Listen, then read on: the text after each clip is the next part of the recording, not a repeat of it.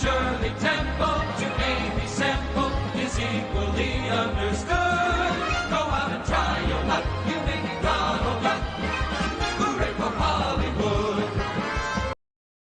Ladies and gentlemen, Happy New Year! Boys and girls, children of all ages, you are listening to a Radulich Broadcasting premiere podcast, Damn You Hollywood! And here's your host. Robert Winfree. Yay! You know, you need an alternate intro for me for shows like this one. Okay. Because much as I appreciate you riffing on the New Age Outlaws, okay, when we do a show like this, I need you to have some almost like a Paul Bearer script. Because, ladies and gentlemen, we're going to bury this. Just next time, you know what? I wish you had. We spent so much time reviewing the movie without the camera on. We should have instead. We should have been planning the gimmick, which was I should have run into my bedroom, put on a suit, gotten an urn, and go, ladies and gentlemen, oh yes, my Undertaker, and then you're the gong, and here's Robert. Oh yeah. For like the 10 people who listen to our show who are also wrestling fans, that was really funny. Thank you. Everyone, I say that so that you all know what you're in for on this particular episode. Tonight, we are talking about the 355, which nobody saw. Apart from nobody. Mark and me. Nobody saw this. Look, I assume you and your daughter were the only people in your theater. No, much Maybe. like... Okay, let me rephrase. Hang on. Much like when I took her to Charlie's Angels, this is the kind of movie that does bring out a certain kind of woman. And they were there. Not a lot of them, but they were there. I heard the air quotes there too, by the way. Woman. Their pronouns are she, they. Why would you take that further than I did? She-Hulk, whatever. Oh, don't make me. I'm not going to say it. I don't want to get I don't want to get us in trouble. Can I pay you just like a quick compliment? And we're only going to spend 30 seconds on this, if that. So I'm I'm editing the. First of all, I'm editing. Wow, right? Go me. Yeah, so go you. It's a fun process. It's tedious, but it's not bad. It's time consuming, especially when the product you're editing starts at 2 hours. But I'm going through the. The truncate silence option being used first and foremost will lop a good 10 to 15 minutes off of that. Sure. I'm editing the 4-part Daredevil review, season 1 that Gavin did back in, I guess it was 2013. Yeah. And so the first one was me and him. Second one's you and Ben and Gavin. Third one is me, Sean, and Gavin. And the fourth one's just you and Gavin. And, you know, the ones with me and Gavin are shorter just because it's just the two of us and I don't ramble as much. You and me and Sean, it was easy to cut because I cut most of Sean's stuff for the reasons that are Sean.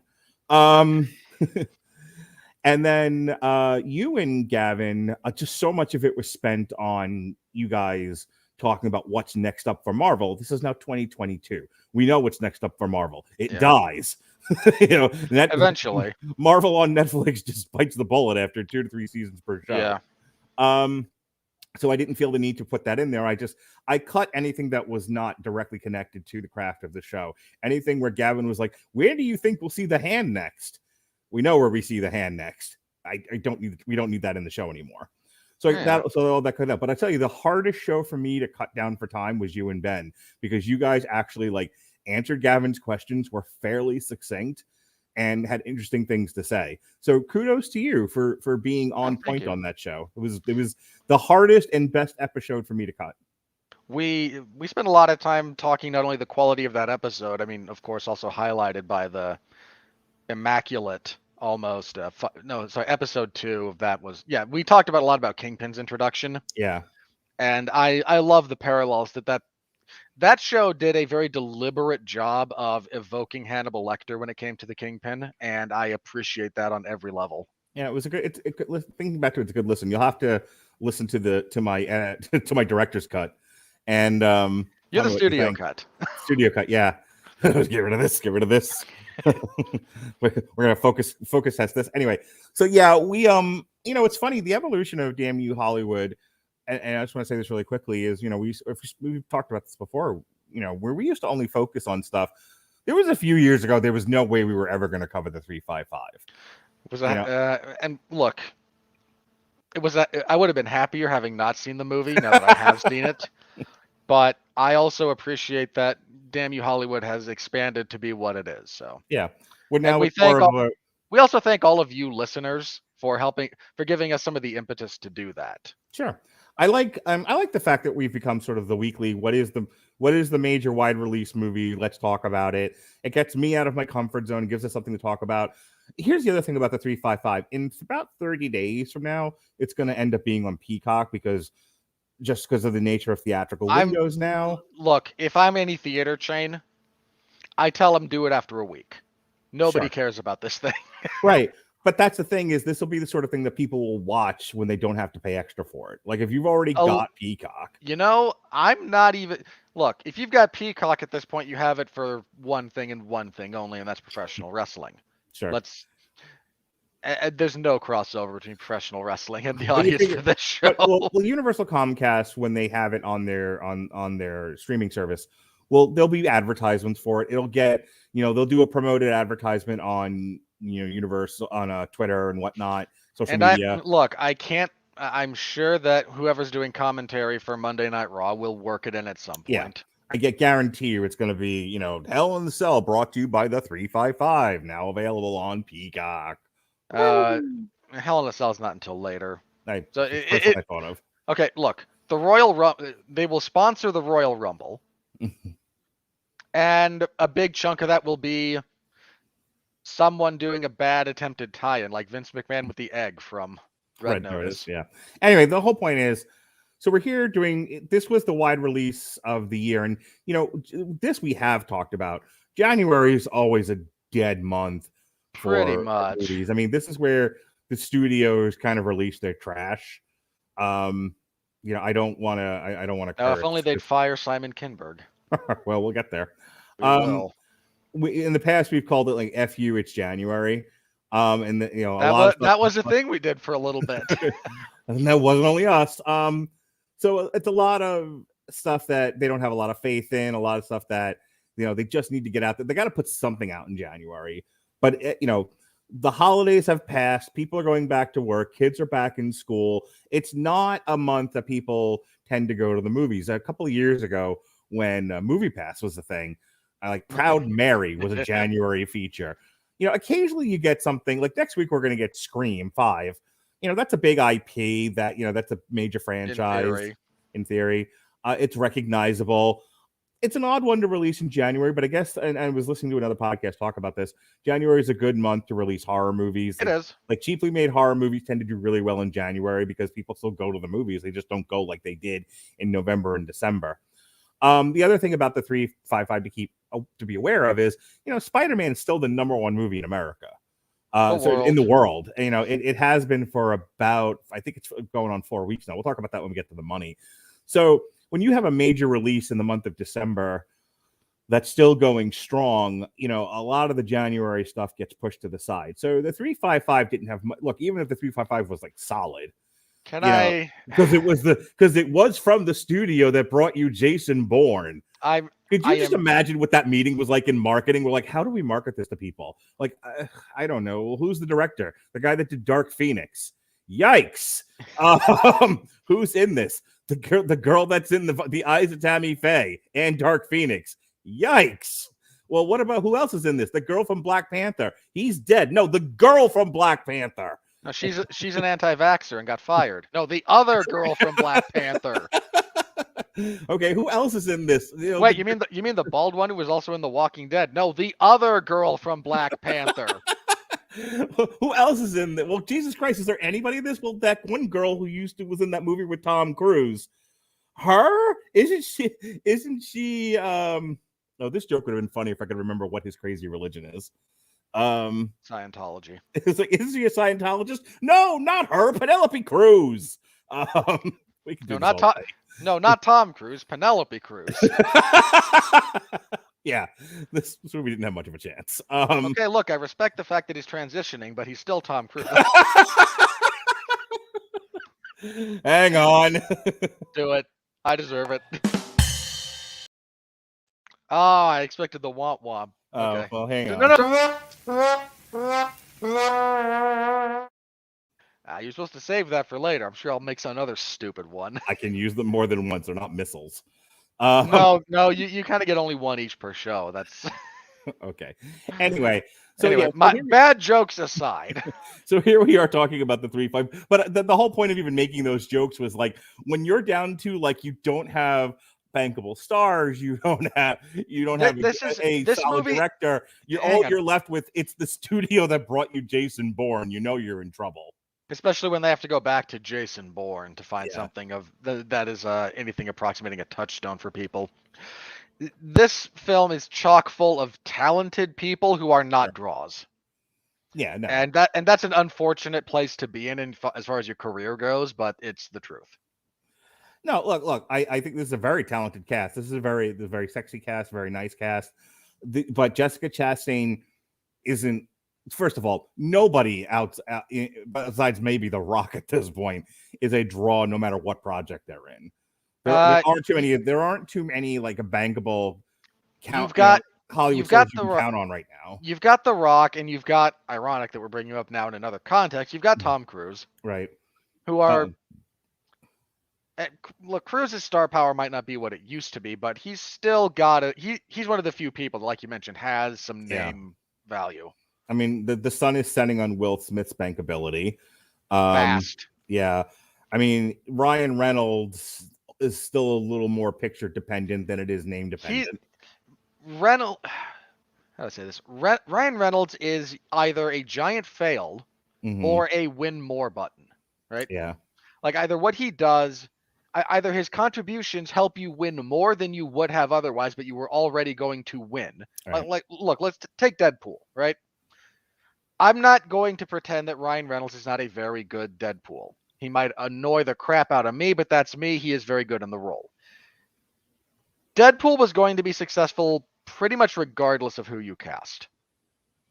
Like, okay, bear in mind, I said pretty much. Like, we can't go too off the wall here. Right. We can't cast Kenneth Branagh as Deadpool, okay? Like, but within reason, people wanted to see Deadpool, so they were gonna. So having Ryan Reynolds there is a bonus more than a necessary feature. That said, you know, I'm with you. He's one of those people who can, in the right circumstance, add value based on his name. That's true.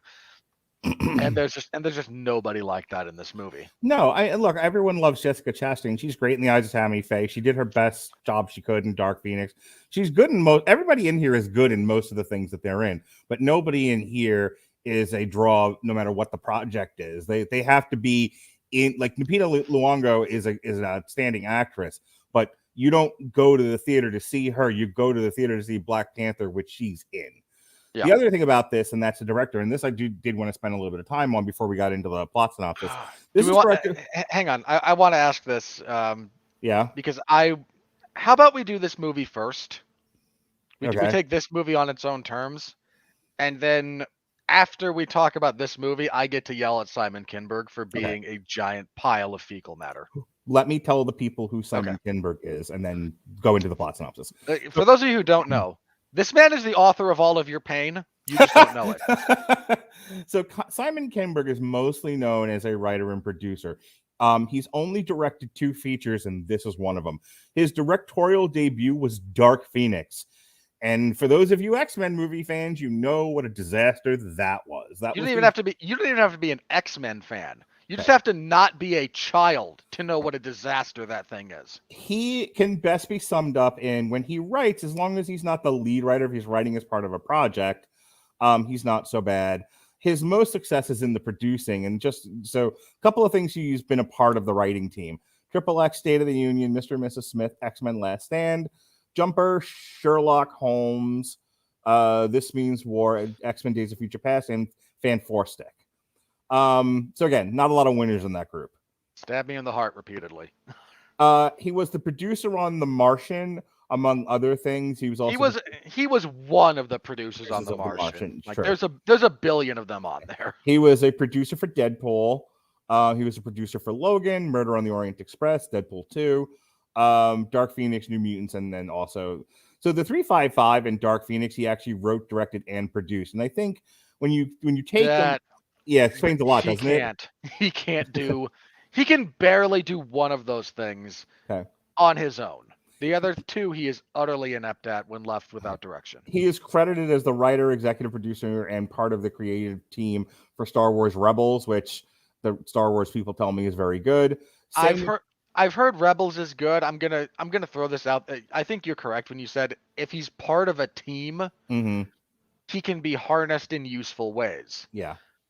Rebels was also kind of godfathered, like overseen by Dave Filoni.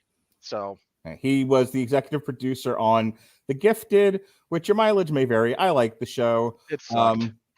There you go. There's two different perspectives.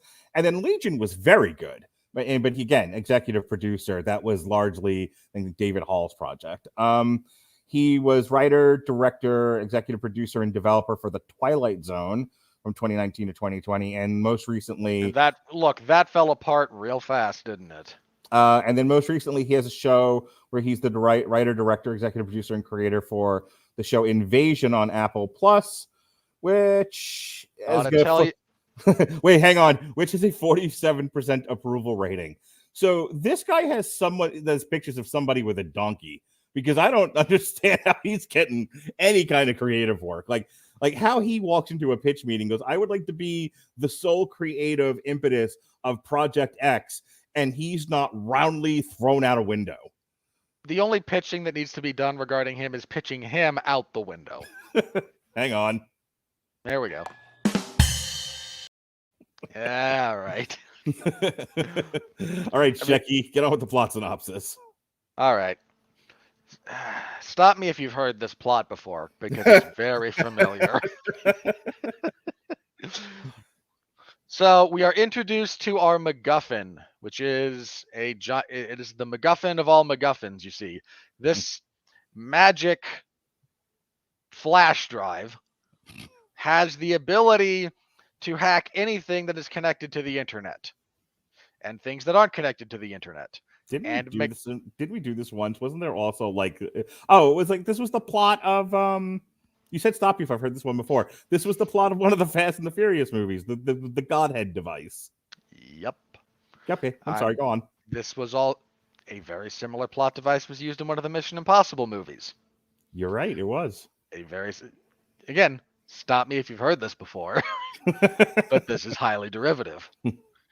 So and this particular MacGuffin can't only hack anything on the internet, it can also make planes fall out of the sky, because you can clearly impact the mechanical, because your connection to the internet allows them to blow up plane engines somehow. That's a thing that tracks. I pressed the blower upper button. They really, all the buttons on those airplanes, you'd think they would take away the self-destruct one, right?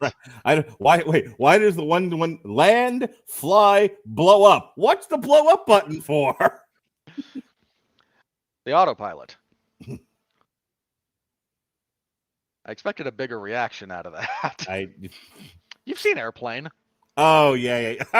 Okay. There we go. There it is. There's my obscure reference. Connect landing. Some drug cartel, some like drug lord in Colombia's kid developed this thing, because of course he did. And he's the only one who can make it, and you can't make a copy of it or it deletes itself. Most of those people are violently murdered in a government raid, and someone else trying to buy it. We get a shootout. The device is stolen by a member of the Colombian paramilitary police that were there. He tries to sell it to various intelligence agencies because he wants to get his family out of Colombia, etc. First of up, we are then introduced to the character of Mace, played by Jessica Chastain, who works for the CIA. She and Bucky Barnes go after Cap's shield. Sorry, wrong movie. But oddly enough, still close. Like, that's, God, this is so derivative. Anyway, Sebastian Stan. They decide to go buy this guy off. He wants $3 million. They're going to give him $3 million. They're going to get the device. Their retrieval is compromised by Diane Kruger, playing the character of Marie. There's a chase. There's a bit of a shootout. Theoretically, Bucky is killed, but much like Bucky Barnes, he's not actually dead yet, and he will come back later as a heel, and then turn babyface in the sequel, but there's no sequel. Tell me I'm wrong. Just in my head, I'm like, 5 minutes from now, Variety reports, NBC, Universal, Comcast, Pornhub is developing a series based on the 355 movie. I'm sure some streaming service somewhere wants it. Yeah. Anyway, so that's compromised. The device winds up with Faceless Goon number 1. In order to, by the way, they have now gone from, they left the jungles of Colombia for Paris. Why? Because travelogue. Jessica Chastain decides she needs help. She contacts her friend, Dej, Yeah. something like that. Sure. Go with Dej, who is played by Lupita. I can never pronounce her last name properly. Luongo, thank you. One of the few times you can know how to pronounce the last name and I don't. But Lupita Nyong'o. That's Lupita Nyong'o. Okay. Yeah. So she goes to contact her and get her help. She's been retired and doesn't want to be out, but she's dragged back in because she's the tech expert. Meanwhile, we discover that Marie is the lone wolf with the bad attitude who doesn't play well with others. Stop me if you've heard this before. So they try to regroup and recapture the device. Around this time, Penelope Cruz shows up. She's the innocent psychologist who works for the Colombian government and was sent to kind of evaluate and try to talk down their man who still has the device. She more or less does, but she's our fish out of water for this particular movie. As they're trying to get the device back to Colombia, their group is ambushed. Marie and Jessica Chastain come to blows again. There's a terrible, terrible chase and shootout sequence. Everyone winds up in a hotel room in a safe house together, and we all decide that we're going to work together because plot. They're able to track down. There's an actual reason, but it's so stupid. I'm not going to dignify it by discussing it here. So all four of them decide to track this thing down. And where is it now? What exotic location are we going to now, Mark? We've seen bits of the United States. We've seen bits of Colombia. We've seen Paris. We've seen the United Kingdom. What's next on our travel log? Don't we have to go to China next? Well, no. Next, because there's a specific order that this is done in. Okay. And this is true of every crappy movie like this that makes a travel log out of it. We start somewhere in the Western Hemisphere. Mm-hmm. We go to Europe. We go to North Africa. In this case, Marrakesh. Then we go to the Far East. Oh, okay. Sorry, I skipped Africa. Yeah, you did. You racist. So they go to Marrakesh. Where there's another chase and shootout and stabbing and theoretical action sequences. The device is eventually they recover the device here, but because this is a crappy spy movie, they've been double-crossed by both Bucky and Bucky's superior, who are working for a gnarly British man whose name is mentioned once on screen. But hey, it's not like your villain should have a screen presence or anything, right? The device is then... It worked just fine for Rami Malek in No Time to Die. Did it. Did it. The device is stolen by our fifth member of this little quintet, whose name I can't remember. Her character name is mentioned once, and she's the Chinese actress. All right, so let's stop there. I want you to try. I want you to try. I really do. Okay, so where is she? Okay, Fan Bingbing as MSS agent Lin Mi Shang. Okay, so we'll go with Lin. Okay, cool. So Lin steals it and kills one of the heads up in the CIA. A lot of shooting, very little blood in this movie. I will yell about that as a matter of craft in a minute. She then decides her government, the Chinese government, decides basically to stage an auction for this thing as a method of drawing out the criminal underworld to try and gather more information and maybe go on a bit of a fishing expedition. So we get our glamour sequence where all the ladies get to dress up in all the pretty outfits. Here we discover that Bucky's alive after a faux death sequence. Then if you believed that he was dead in that scene, you must think professional wrestling is a shoot. Like, or you're a small child who thinks professional wrestling is a shoot. Fair enough. Like, that's it, man. Like, you have to be utterly unexperienced or brain damaged to have believed that. Anyway, he's gone rogue. He wants the money because he's set to make a lot of money. They sell the device. Our heroes then try to track it. They get ambushed by Lynn, who explains what's actually going on. Right around this time, Bucky shows back up with an assault force, violently murders Lupita's boyfriend, Lynn's father, and the director of the German intelligence agency that's a surrogate father for Marie. And then before he executes Penelope Cruz's Penelope Cruz's husband, I'm surprised there wasn't a wife in this, but I imagine the sequel. Before her husband and two small children are executed, because we still want to appeal to the young girls in the audience, I assume. They give him the device. He grabs Lynn for plot reasons and plot reasons only. By which I mean the plot wants Lynn there. There's no actual in-world reason for her to be there. But she's able to sneak in a camera in her glasses that lets the others know where they're being held in the upper realms of a hotel. We get our final action set piece of this bloated, terrible mess. Ultimately, the only smart thing any of these characters do in this entire mess is in the final act when Dej gets a hold of this drive and immediately destroys it. Like, thank you. Why didn't someone do this earlier?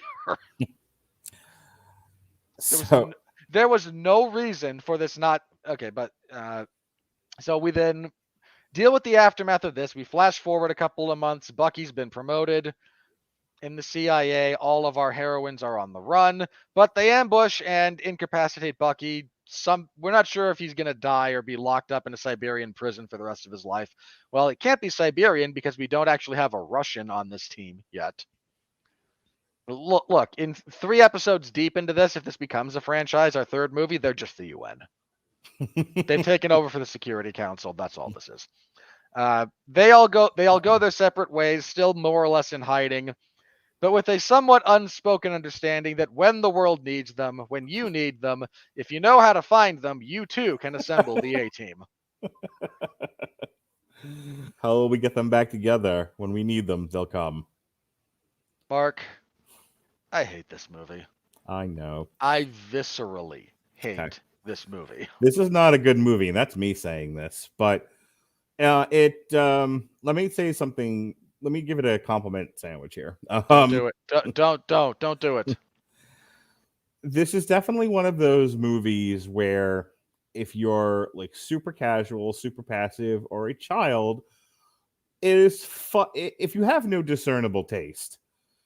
If it wasn't for bad taste, you'd have no taste at all. And you are a young girl or you are a modern feminist woman and you want to see yourself on screen or your projection of what you could be and what you might be on screen, you want to see someone that looks like you doing hero shit. Oh, don't. This is still a bad movie. Okay. But I'm not that. Let me finish my sentence. Okay. Sorry, if you want to see yourself up on screen, this serves that master fairly well. You know, there are the end sequence. You get to see Jessica Chastain and I think it's Diane Kruger is her name. Diane Kruger. Diane Kruger and Jessica Chastain through the course of the whole movie do some pretty cool action stuff. It's not in any way stylized. It's not particularly competent. But again, if you're not somebody who pays attention to that sort of thing, and you just or susceptible to epilepsy. Well, that's a problem with the direction cinematography in this. But if again, if you just want to see girls doing cool, punchy action stuff, there's something there for you. I do want to say this. There are, and because I know what some of the, when we get to the Rotten Tomatoes part, I know what some of the reactions are going to be. Oh, isn't it nice to have a penis? No, isn't it nice to? Sometimes. Isn't it nice to see girls doing the stuff that's usually relegated for guys? Hang on. And I'm going to say that just because you took Matt Damon out and you put Jessica Chastain in, does it make your movie good? You don't get a pass for making a bad movie just because you gender swap, the traditional lead action role. There are, and by the same token, there are like a zillion Bourne type, Jack Reacher type, Mission Impossible type action movies. Isn't there a Jack Reacher reboot or a television series that's out? Yeah, there's a Jack Reacher television series coming out on Amazon Prime. Yeah. But there are a zillion male-led action movies that come out per year, and most of them are not great. And we say they're not great. I mean, also, to be fair, there's currently a male-led action movie that is eating this thing's lunch, and it's been out for 4 weeks. Well, I mean, of this particular, very particular type of like the spy action, genre. My point being that Robert and I, especially, and I'm sure plenty of other reviewers out there, will tell you when an action movie is bad. We don't artificially inflate an action movie, spy movie just because you have a male lead. If it sucks, it sucks. If it's got Gerard Butler in it and he's, just screwing the pooch, we'll tell you that. And I'm not going to treat this movie like a porcelain doll or a Fabergé egg just because it's Jessica Chastain and not Gerard Butler. It sucked. It was boring. Objectively boring. Once again, really not in the it was too intellectual for my pea brain sense. I mean, it was not a lot happening from one scene to the next, and what was almost nothing was hardly ever readable. And it's so funny because like a lot of the choice of it was almost like if Simon Kinberg was like, oh, what kind of action movie would women like? When your directing style and script writing begins with what do the girls want instead of just what do people like in an action movie, if you're starting your action movie with what do girls like, everything emanating out of that poison well is going to fail. You start your action movie with like, what do people like in action movies? Because by and large, people who like action movies, both men and women, like the same stuff. I do not understand the logic behind this is a movie for women, this is a movie for men. Mm-hmm. I'm not saying that you can't gotta be careful how I phrase this. I'm not saying men and women are identical. They're not. I am saying that when you break down fans of X genre, subdividing them at that point is a fruitless endeavor. Yeah. You want fans of action movies. There's men and there's women, and they are both. You have plenty of both that are fans of action movies. Okay, I'll give you an example of this. Henry Cavill appeals to everybody on the Rattleton Broadcasting Network. Henry Cavill appeals to everyone on the planet. Henry Cavill's awesome. So, but just as an example, like my wife would not go see a Mission Impossible movie unless I dragged her, but she somehow came upon Henry Cavill and his nerdiness and was like, did you know that Henry Cavill plays Warhammer and this and that? I'm like, yes, Melissa, we've all talked about this. We reviewed it. But she made a point to be like she just discovered the greatness of Henry Cavill. And she's like, oh, and by the way, he's on my short list now of pretty, very pretty men. And I was like, oh, if you want to see Henry Cavill doing cool shit and looking pretty. And then I showed her the Mission Impossible bathroom fight scene. And she was like, oh, when it was over, just fanning herself. She had to go to bed very shortly after. By herself. I was not included in this activity. You're gonna get yourself hit in the shoulder again. Probably. Talking about my wife's charcuterie and all. Um, but anyway, it's not like they had to do something specific for Henry Cavill for him to appeal to women. He just naturally appealed to someone like my wife and someone like Pat Mullen. Like Pat Mullen and Melissa Radulich are not the same person by a long stretch, but they both like Henry Cavill because Henry Cavill is appealing. And there's no point in changing him to try to meet a certain demographic or a certain gender or whatever, because that's not going to work. You take away what's naturally appealing about the guy. And rounding that back to the 355, if they had focused on trying to make a competent, like, international spy movie, like, one of the reasons why I wanted to see this and take my daughter to it and talk about it was there was the bones of a good idea here. What if a varying group of international spies had to get together to take down a big bad? Okay, I've heard worse premises. Okay. I can't believe how bad this turned out to be. Like, this was far worse than I thought it was going to be. Yeah, for those of you who don't know, Mark saw this before I did, and Mark came out of it and immediately messaged me. He said, "This is so dumb it should be studied." Now, that's Mark. I didn't pay him enough heed when he said that to try and adapt his take on this to me. Then I saw it and I immediately said, "Mark, I should have listened to you. I should have heeded your warning." I mean, another bit about like how the sausage is made here. Mark's pitch for the 355 was just, it's something. And I had seen the trailer, I think, by the time he kind of mentioned it might be here. And I went, you know what? Sure. Part of my logic being, one of these stupid movies is one of these stupid attempts at making, be clear about this. This attempt is stupid, not the idea that it's attempting.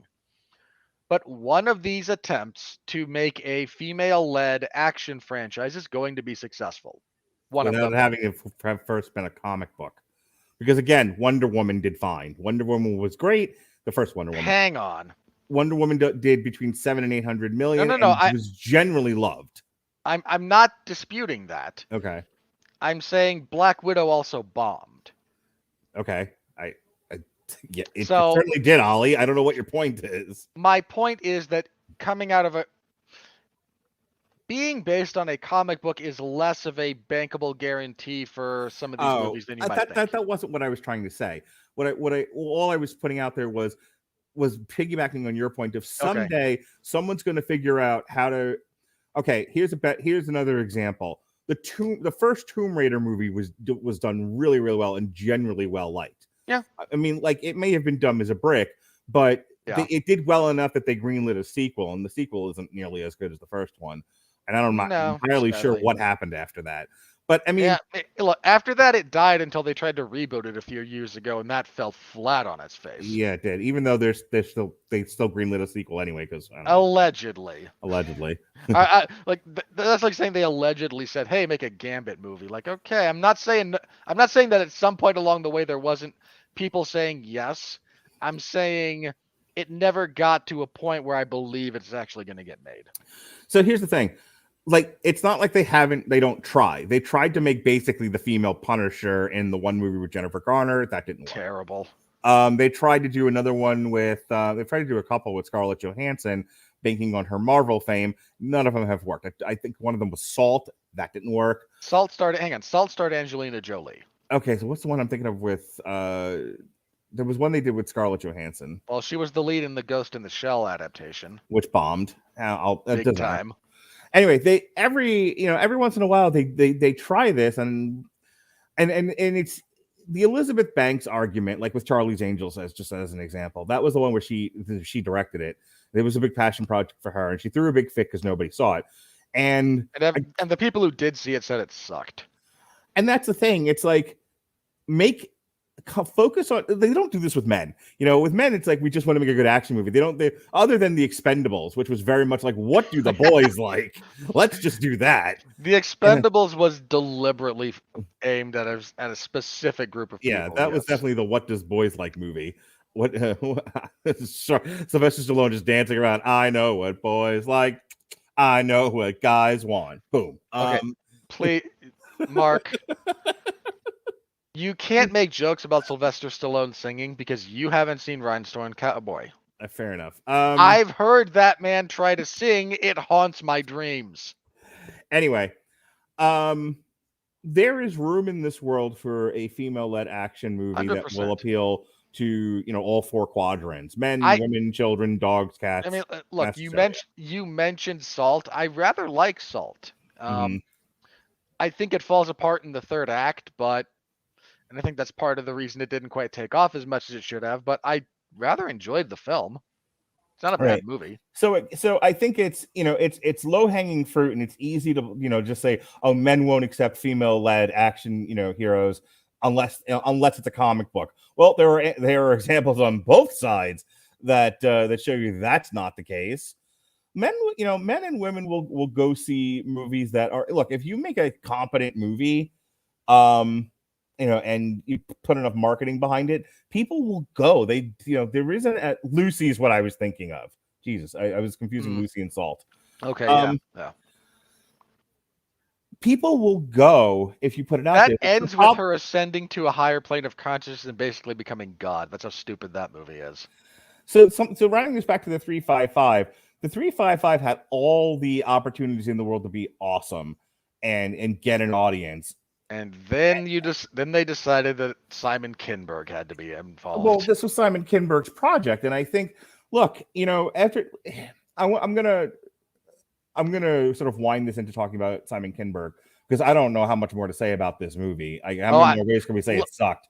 I know you want to dissect it, so hang on. Let me say this, and then I'm gonna just kind of just defer to you because I don't have a whole lot left to say. Okay. And that is, you gave him Dark Phoenix, and Dark Phoenix is right smack in the middle of the Fox purchase by Disney. It's not really fair. That thing was mired by studio notes and changes in ownership of studios and all kinds of problems. You know what? No, he doesn't get a pass for that. And I'll tell you why. If you can do it in 50 words or less, because I was going somewhere. Sure. Because he also wrote X3, X-Men The Last Stand. Okay. I'm going to give him a pass and just say maybe there was something better there at one point, but the whole thing went foobar. Allegedly, the whole thing went foobar because the entire end sequence involved Jean Grey starting to glow, becoming one with the Phoenix Force, flying into outer space and blowing up a series of invading alien ships. And if that sounds like the ending of Captain Marvel, that's why they changed it. Okay. My point being, if you're Simon Kinberg and you're like, I've been a producer for all this time, but I really want to direct. That's what they all say in Hollywood. I really want to direct. I've been in porn for a while, but I really want to direct. True story, by the way. I'm sure. I don't say that sarcastically. I have no doubt. That was a literal conversation I was privy to. It's like I did porn for a really long time, but now I just want to direct. Look, I want to be the one yelling at other people instead of being yelled at. Is this that hard? Anyway, so this is David more than anything else, this is David Kinberg's Simon. David or Simon Kinberg? I keep saying David. Simon Kinberg's audition. I couldn't think of the word. Audition for more writer-director opportunities. And this was fumbled into the street and run over by a car. It's not good anymore, Homer. Then it was, the turkey is dead. Then it was dead, rather. Look, this fumbled into the street. It got run over by a car. Got run over by another car. A passerby walked up, saw that it was there and suffering, and shot it in the head. Yeah. So, if this is his sort of demo reel, his audition tape to go into other studios and say, hey, I want to be a writer, director, producer. I have all these producing credits. I have a lot of writing credits. I want to, this is what I directed. No one's going to let him anywhere near another project with that level of freedom and creativity. This was a failure in every conceivable way. And they knew it was going to be a failure because if there was any hopes that this thing was going to resonate with audiences, they wouldn't have released it in January, 2 weeks after Spider-Man.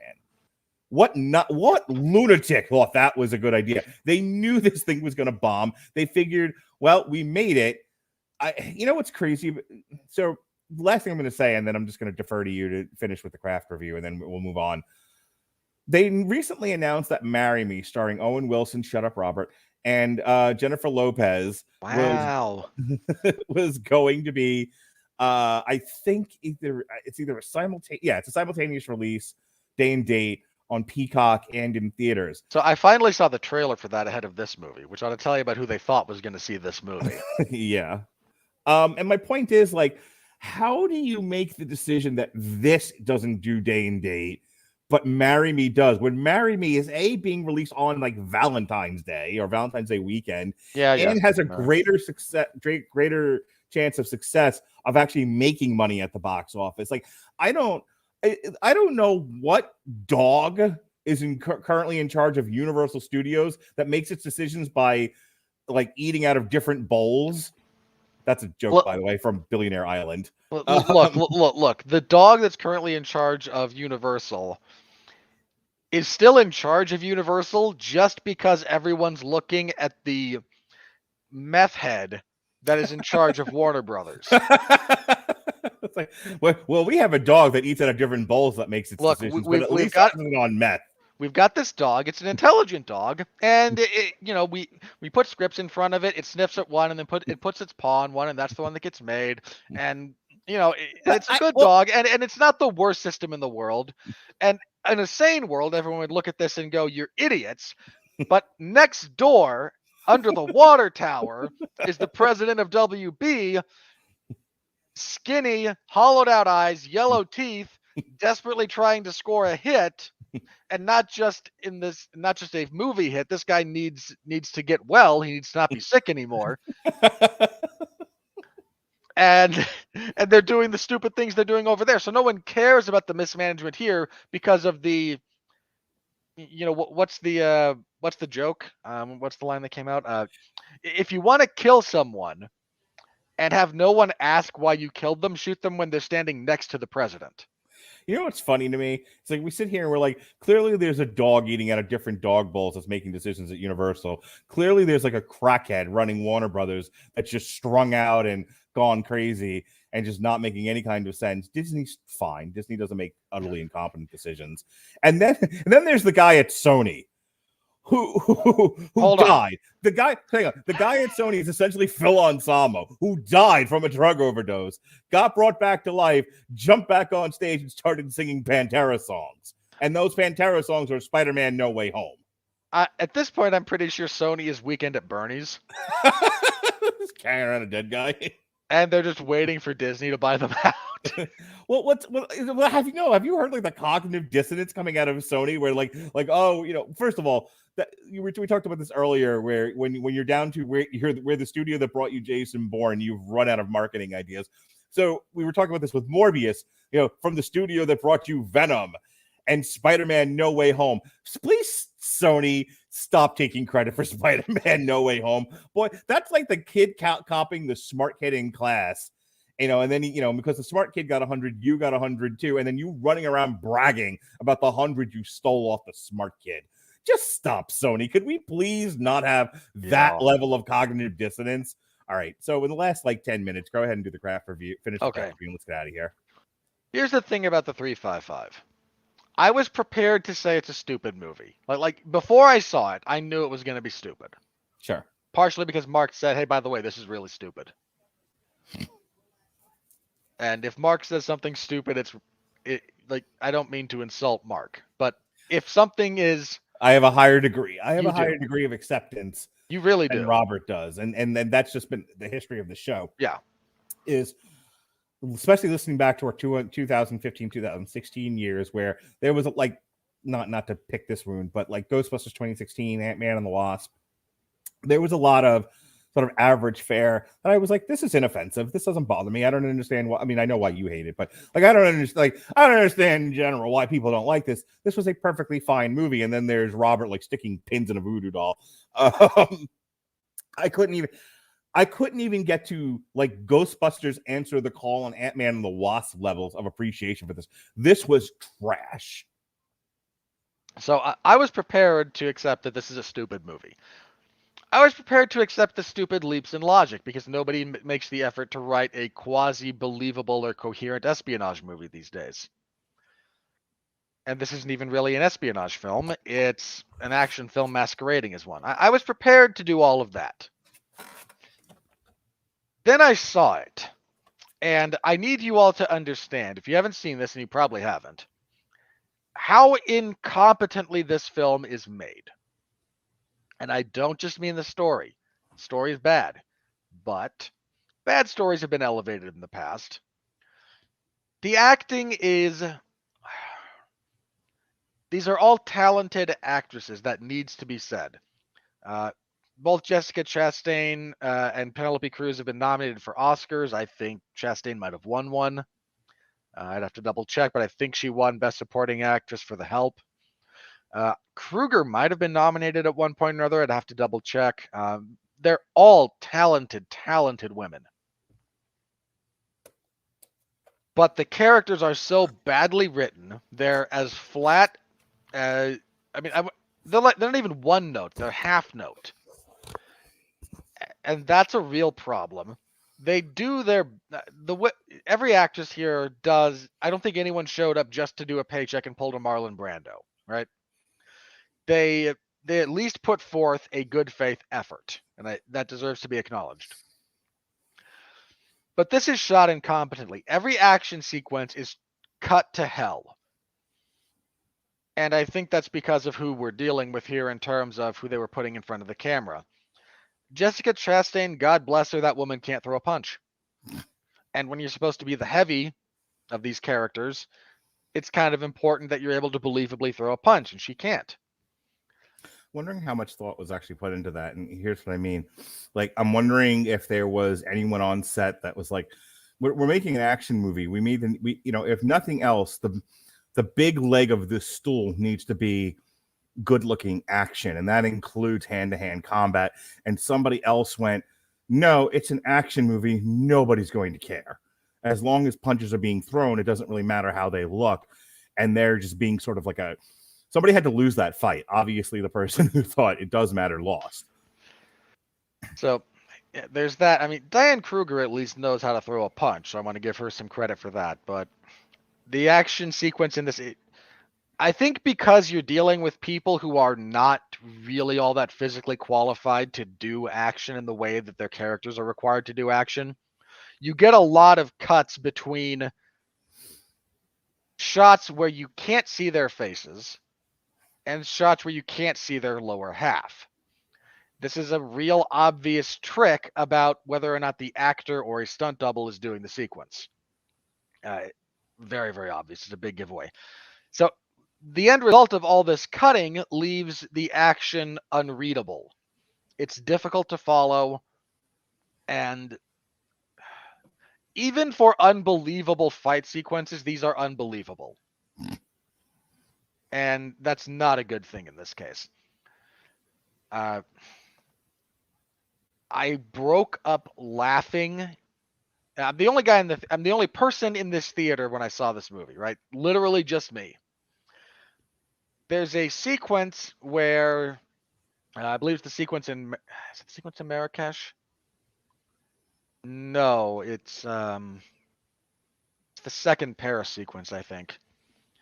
And it ends with all three of them firing handguns at the boat as one of the guys drives away with the MacGuffin, right?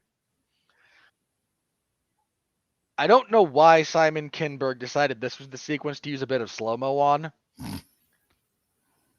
But there's a few things you can see as you watch this scene.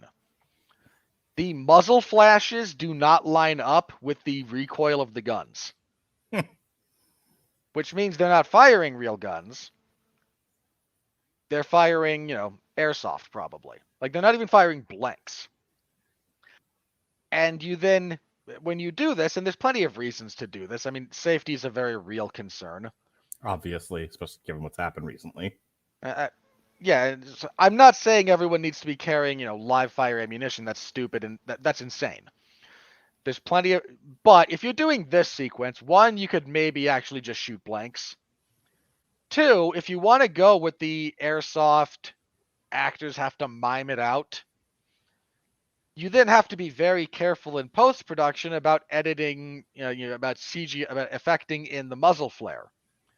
Otherwise, it looks stupid like this. And it doesn't help that you can see Jessica Chastain. You don't pick this up in the audio, but she's saying bang every time she shoots the gun. Wow.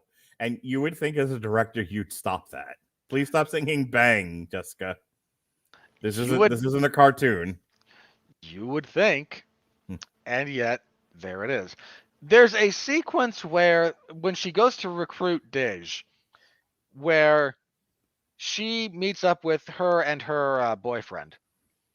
And for some reason, when they're standing in the middle of a square, right? Well, like outside of this presentation she was giving, I forget where they were exactly supposed to be in England, but it's like a nice, green between buildings, kind of a college campus kind of thing. And the camera starts rotating around them. Big circular shot. Why? Please tell me why you did this. What were you trying to do? What's the point of this? There's a line from Battlefield, from one of the scathing reviews of Battlefield Earth. I believe this is Roger Ebert, who said, it's clear that the director has learned from better directors that it's okay to tilt the camera. He has not, unfortunately, learned why to tilt the camera. There's no reason for that sequence to be shot that way. Absolutely none. You say that. You know what this kind of reminds me of? The one studio by the Israelis that did like Superman 4 and Masters of the Universe. And like their approach to pictures was this very, very elementary understanding of film. And it was almost like, well, that's popular. It's like it was like less talented Roger Corman. So like Simon Kinberg kind of reminds me of the person who's watched a lot of movies and he's worked on a lot of movies and he's seen really great artists do some really great things and is just like, I'm going to do what I saw the greats do, but not understand why they were doing any of those things and in what sequence they were doing them. He's just doing poor mimicry. And sadly, he's mostly mimicking Michael Bay. Yeah. Well, look, in the defense of that idea, Michael Bay's been wildly successful at doing this. You may not like him. He might not appeal to you. But besides Sylvester Stallone, Michael Bay also dances naked around his house going, I know what boys like. I know what guys want. And he's right. We're going to see. Look, when Ambulance bombs, we can revisit that discussion. But it's a little less of what boys like and guys want, but sure. Your entire finale sequence here in this film is a mess. Nothing has any sense of place. Everything, it's all, look, like every other action sequence in this movie, it's cut to hell, which complicates things anyway. It's exacerbated by it is just individual sequences of people walking through an allegedly lavish hotel room, shooting at each other. There's no sense of motion, by which I mean deliberate motion. People are running. There's no sense of space. There's no sense of position within the environment. It's not even mindless. It's dumber than mindless. Yeah, this movie does not lend itself to any kind of critical examination. And what I mean by that is it's I can hear some of our fellow podcasters listening to our review, going back and watching this movie when it inevitably ends up on Peacock and going, I thought it was fine. Because it doesn't really lend itself to any kind of critical examination. It's just supposed to be like the way you're describing it. In my head, I'm going, but you're not supposed to think about any of these things. And I'm not defending the movie. I'm not. This is a garbage movie.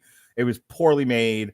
There's all kinds of problems with it. Its saving grace is that it's got a great cast who does the best they can with the material. But I'm thinking about like you're doing critical analysis, scene examination of an action sequence, and everything you're saying is right.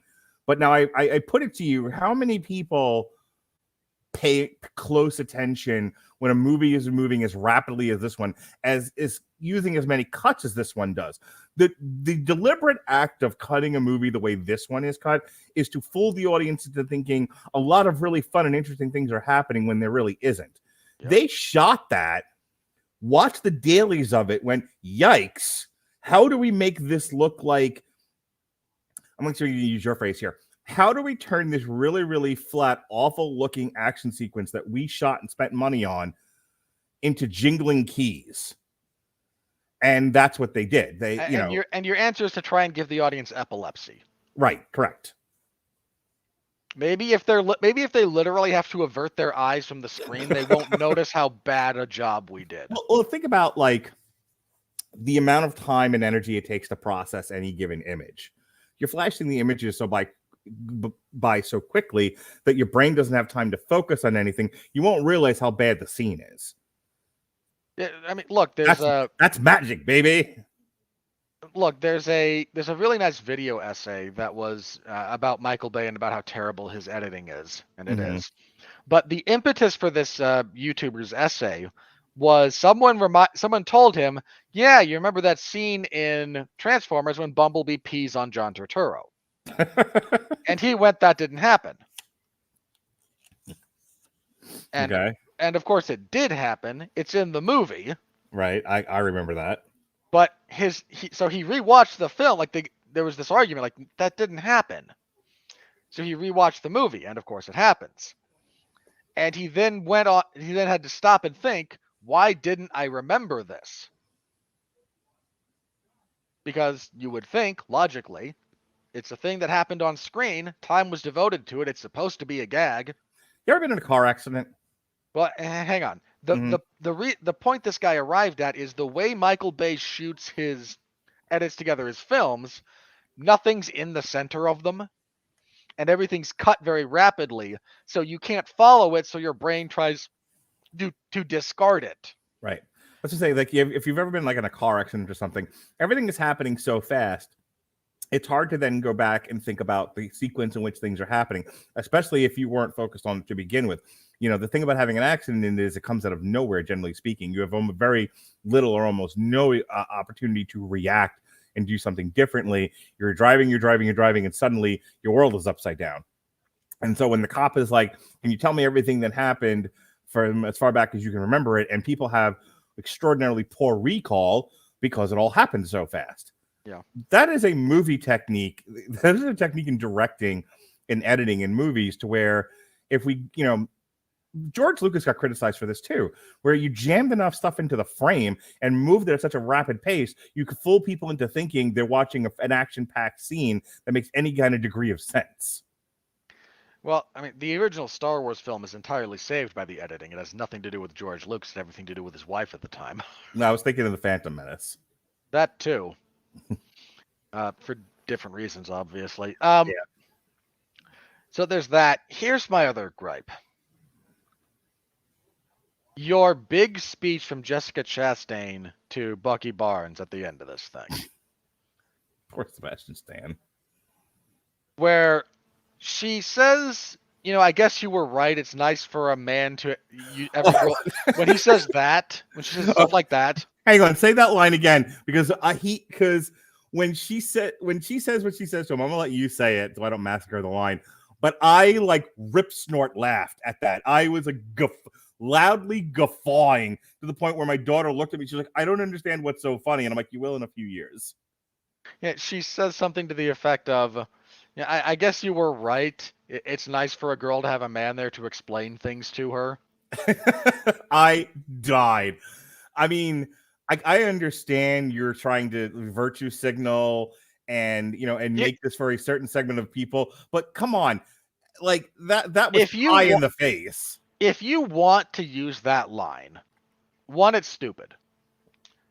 Two, that's not supported by the film.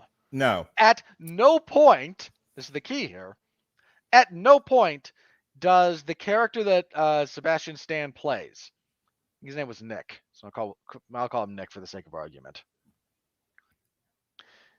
At no point is he dismissive, condescending, or misogynistic. At no point.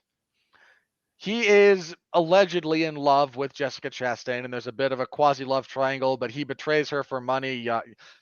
Stop me if you've heard that one before in a spy movie, but he never demeans or dismisses or is insulting to her at all. at all. Like, if you want to have your big female empowerment moment where she tells off the jerk, he kind of has to be a jerk in that very specific way.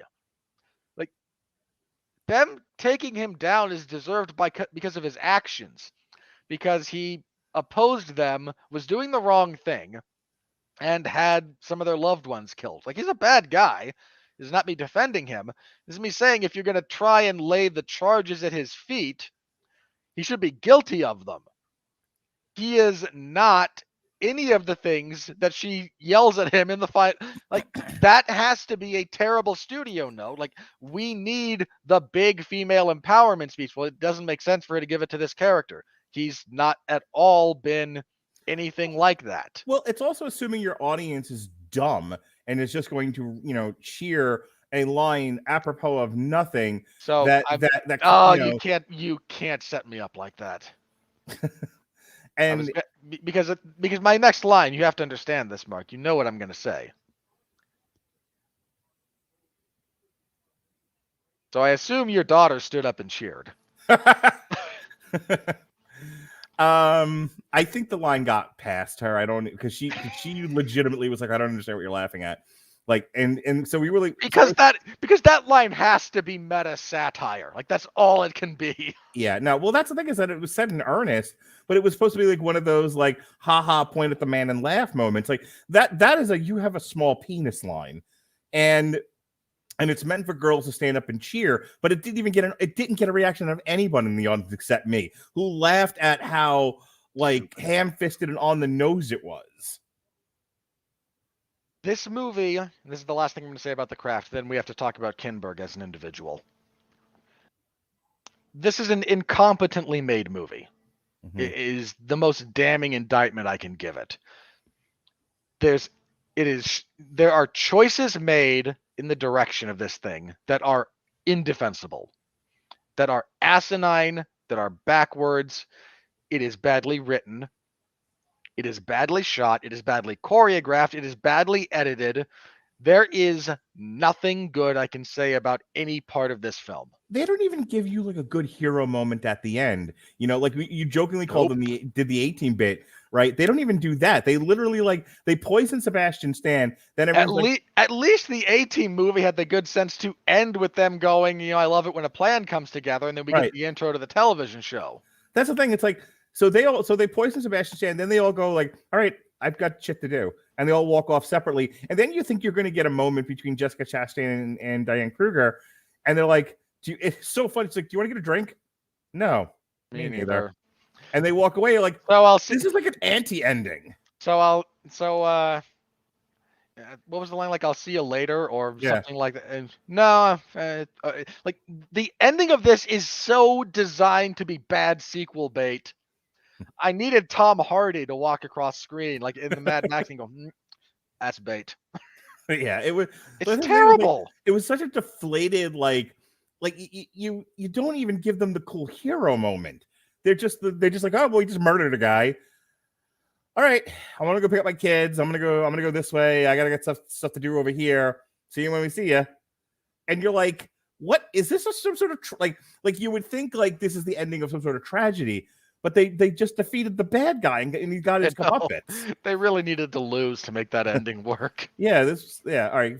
Say your last 50 words. I can't say a single good thing about this movie. Like the only thing approximating good that I can say about it, not every one of the actors, our four leads and Sebastian Stan give a good faith effort. Yeah. That's all I can say that's good. Their characters are bad. Their lines are bad. The action is bad. The set design is bad. We jump across the globe for no other reason than because if we jump across the globe, enough people will think we're exotic. This is stupid. This is badly made. There is no defensible feature of this in any realistic way. Shame on everything about this film. All right. So Simon... And then we get to Kinberg himself. Hollywood. I speak to all of you here.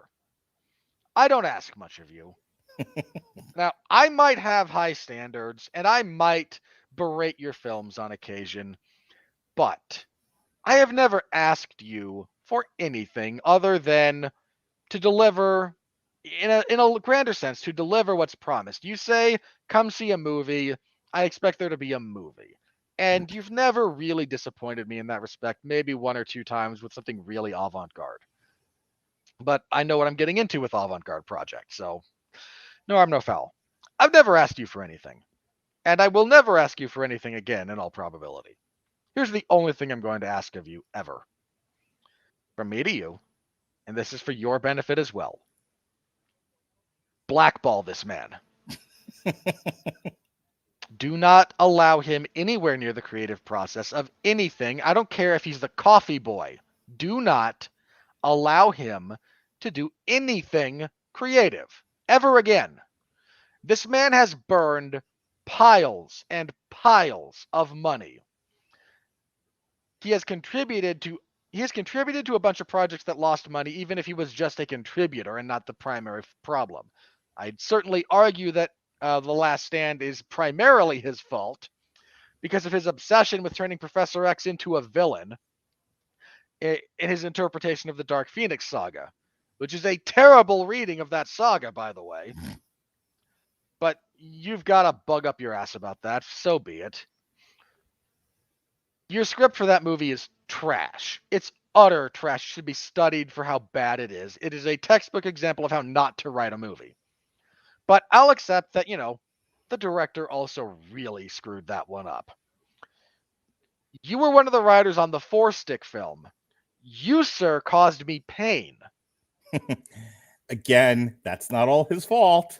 Not all, but he's there. So I want to play a game real quick. And hang on. Yep. Then you give him a chance to direct his own movie. The obnoxious little brother of the studio process going, can I play? Please, can I play? I promise I'll play, guys. Come on, let me play. Give me a turn with the controller. You finally give the little twerp a turn with the controller. And what does he give you? He gives you Dark Phoenix. First of all, he partially wrote X-Men Apocalypse. You'd think that would have been enough. You really do. You really do think that would have been enough. But no, he still gets a turn with the controller. He then proceeds to light the gaming console on fire with gasoline. And for some reason, you all decided that flushing $150 million down the toilet on that endeavor wasn't enough. All right. That's not enough. So under his production company, Genre Films, otherwise known as Kinberg Genre.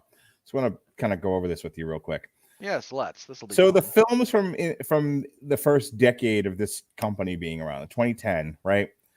X-Men First Class, directed by Matthew Vaughn, at a $160 million budget, made $353. So fairly successful. This Means War, directed by McG, actually made money for whatever this was. It was $65 million budget. It made $156 million. It barely made money, and I want to point this out. I don't know how you take a movie with Chris Pine and Tom Hardy and make them that unlikable. Abraham Lincoln Vampire Hunter bombed. Hard. Elysium, which was directed by Neil Blomkamp, bombed. X-Men Days of Future Past, directed by Bryan Singer, wildly successful. Let's Be Cops was shot for $150. It was fine. It made money.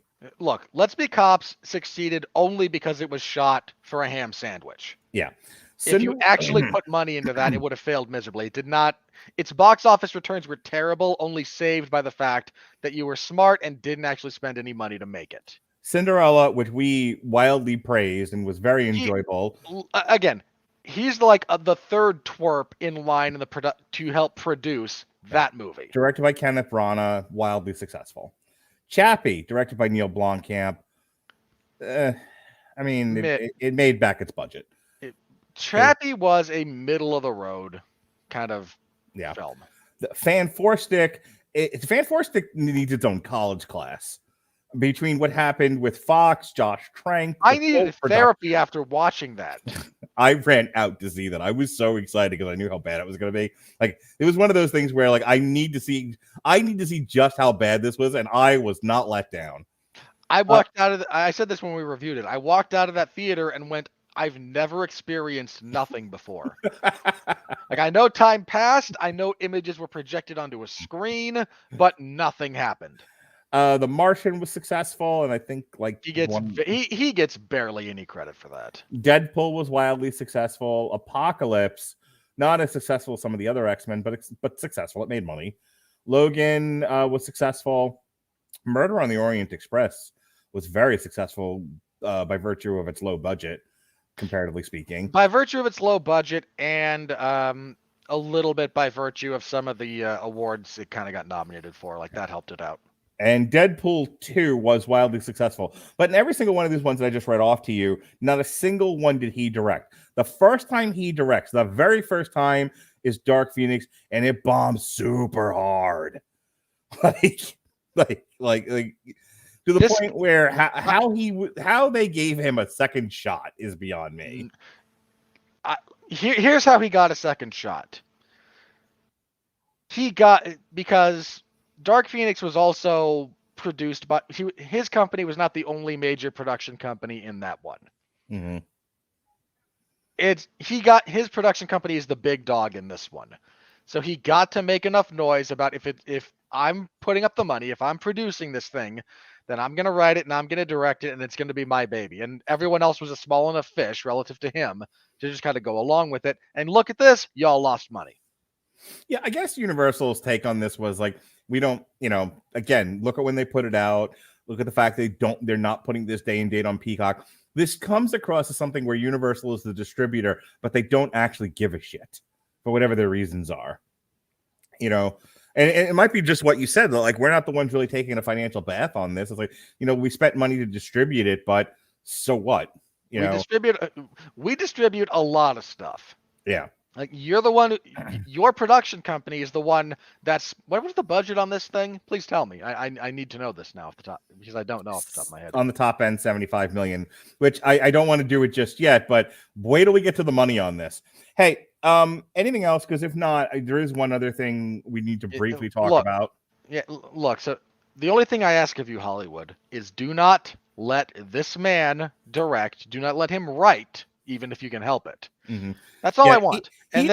He is somebody who definitely, A, seems to work well in a group, B, needs to be managed. If he is the creative impetus behind it, like, he's definitely a guy who I think needs to take a meeting with with creative types and say, I have an idea, make this idea reality for me, and I will go get you the funding for it. I think that's where he seems to work best, because as demonstrated by the 355, he does not work very well as the sole creative impetus. Also, as evidenced by Dark Phoenix, which, look, he wrote, directed, and was one of the producers on that. Like, I'm sorry, buddy. When you have that much control over what goes on, the lion's share of that giant flaming pile of feces is on you. You know what could have made the 355 at least like somewhat memorable, somewhat resonant in the eyes of the audience it was trying to capture? So look, if anyone does happen to know this guy, please hit him with a fish for me, preferably a large one. There's no good music in this either, but you know where you can find good music? The soundtrack for this is as forgettable as everything else about it. But if you want, as you mentioned, Mark, if you want good music, including the recently released Lordi album Abracadaver. Yeah, which we'll be reviewing shortly on Damn You, Metal Hammer of Doom. We are giving away a free 30-day... Amazon Music. We are giving 70 million songs. You want to do it? Here, you finish. Sure. Yeah, we'll give you a free 30 days of the Amazon Music service on us. The link is Amazon Music. GetAmazonMusic.com/W2M Network. There will be a link in the description below as well. Click that. Follow. Fill out the form, and tell them that you sent us. That helps us. Helps Amazon know that we're sending them traffic, and they might be willing to pay us more money and continue to sponsor the show. If you out there would like to sponsor a segment on Damn You Hollywood or any other program here on the Radulich and Broadcasting Network, please contact Mark Radulich at... you direct them to Sean. Yep. Please send all hate mail to sgarmer@gmail.com. Send all hate mail wherever you want to send it. If you have business inquiries, Sean Garmer is the guy, and we will shill for you like we shill for Amazon. Once again, GetAmazonMusic.com/W2M Network, link in the description. 70 million plus songs, the best music streaming service on the internet that covers a lot of ground. You can also get podcasts. We're on there, in point of fact, Mark. We certainly are, Ollie. All right, and with that said, here comes the money. We're in the money. We're in the money.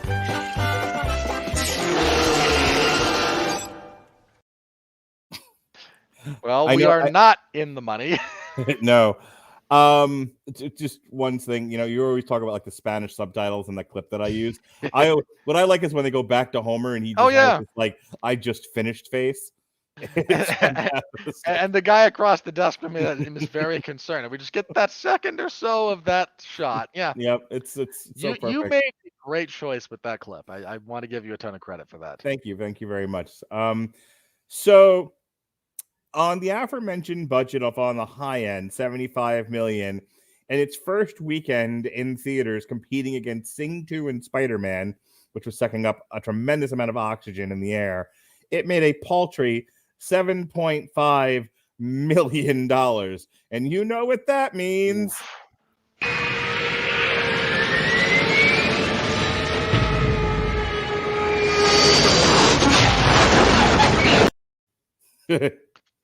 That never stops being worse to me. Yeah, this thing bombed hard, like embarrassingly hard. I mean, again, we just talked about how I don't think Universal gives a crap one way or the other, but not a good look. Yeah, this thing sucks. I mean, look, it deserves to bomb. It's a terrible film. Mm-hmm. But I'm honestly a little bit surprised it beat The Kingsman. I'm just going to throw that out there. Like, Well, the that's how. Kingsman's been out since the 22nd. Don't care. That's how bad this movie is. All right. So Spider-Man No Way Home is in its fourth week. For the weekend of January 7th through the 9th, Spider-Man Home is in the number one spot for the fourth week in a row, which surprises absolutely nobody.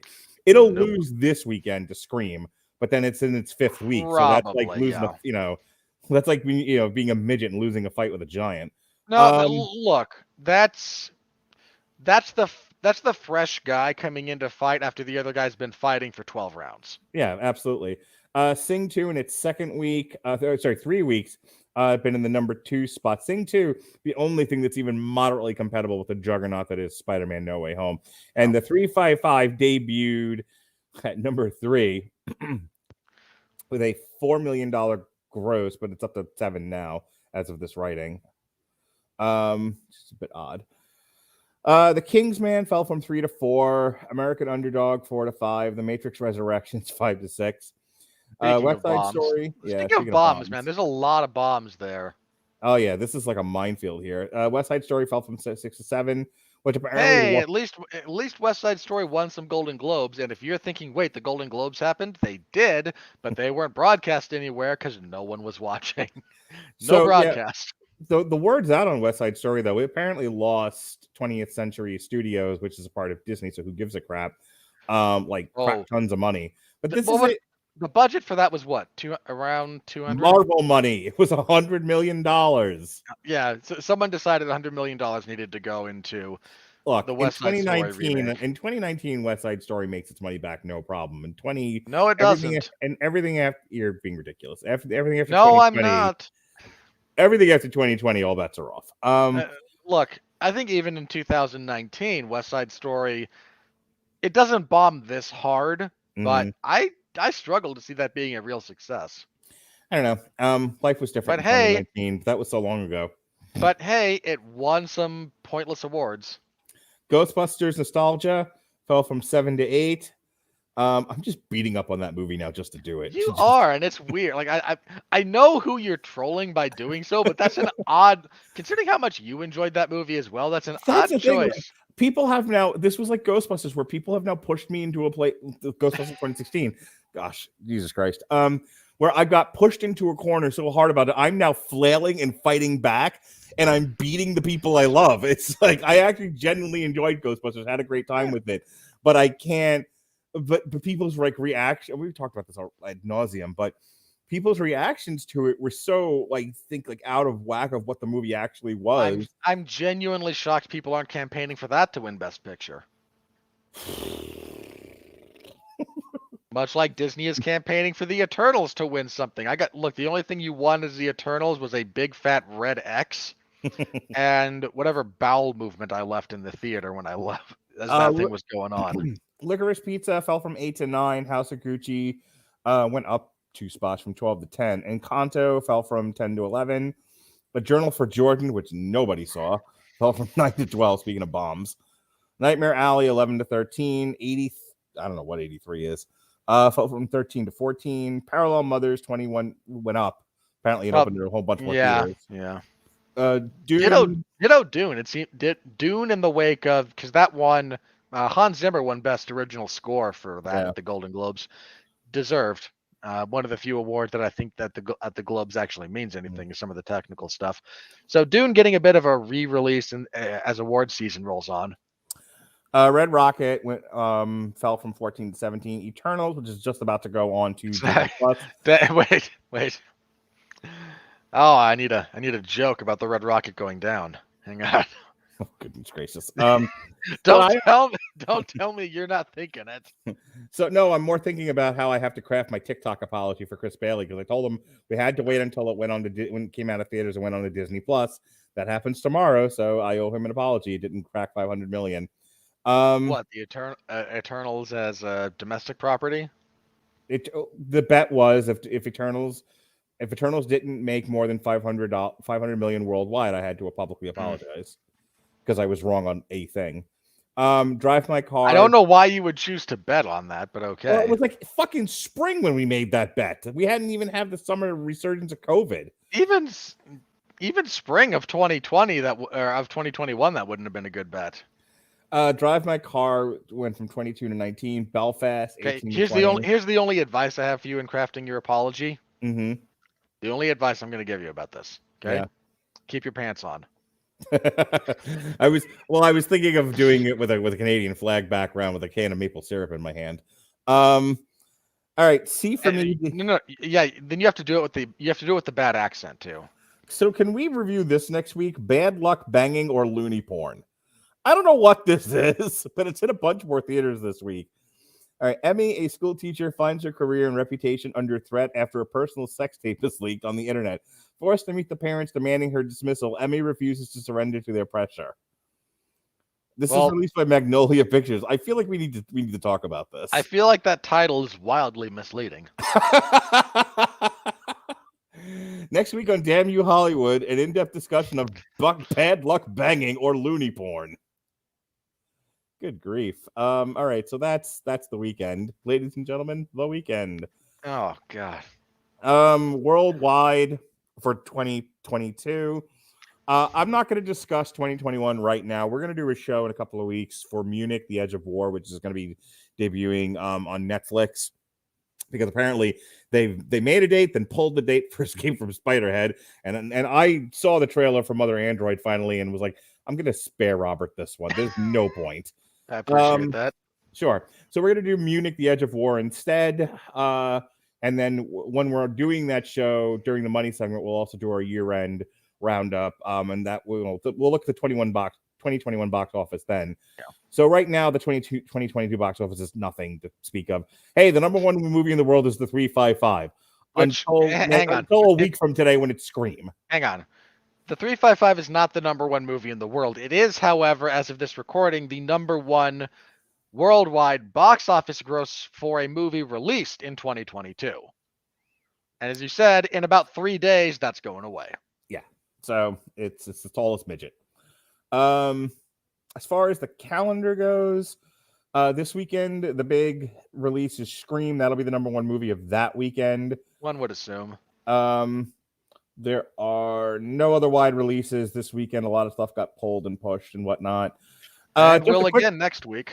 So Bella is going to be in theaters this weekend. We're going to wait to review that until Bubble comes on Netflix. And I've invited the guys from Talk the Keki to come on with us. So Did you want me on that one? It's up to you. Okay. I included you. I say that not to say I'm not interested. I say that to say if you had planned on me not being there, then I just planning my schedule out so I know what I have to watch and what I don't have to watch. I planned for you to be there because Damn You Hollywood is the show that you're on. Most of the time. Tell me is. not to. Okay. Plus, I don't know if this is the kind of anime, this and Bubble is kind of anime you would watch on your own, but you like anime, so I figured what's the harm in at least, including you, and then you can tell me you don't want to be a part of it. I will see about finding those when they hit some kind of streaming service and or other means to observe them before the reviews. Then yes, we're talking like May here. So yeah. Okay. But Belle will be in theaters and then eventually it'll go to streaming. We're going to review that with Bubble when it comes out on Netflix.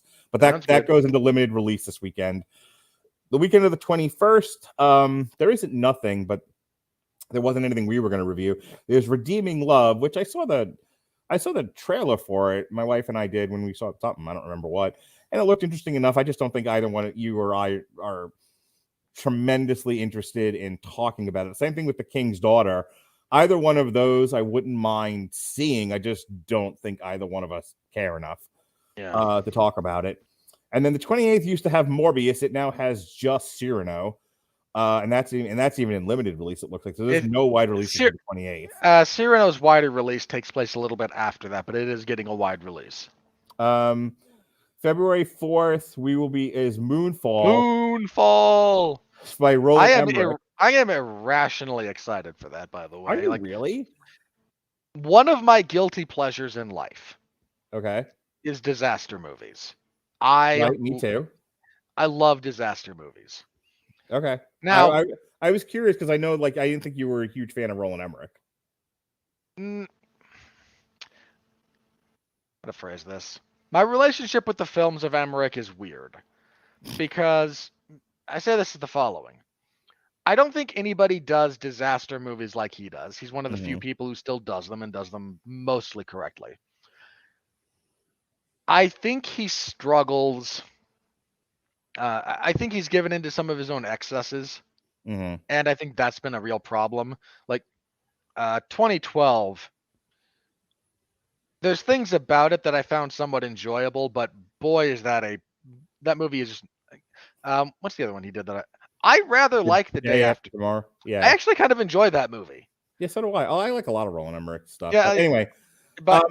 So point being, I'm kind of excited for Moonfall. I am absolutely prepared to be horribly disappointed by the time it's all said and done. So again, the 355 is done. It's made all the money it's going to make. Scream will probably be the #1 movie 2 weeks in a row. Probably. I can't say anything the 21st, doing anything. It might even go 3 weeks because I can't see anything. There's nothing in wide release January 28th, and then it'll be done by the time Moonfall comes out.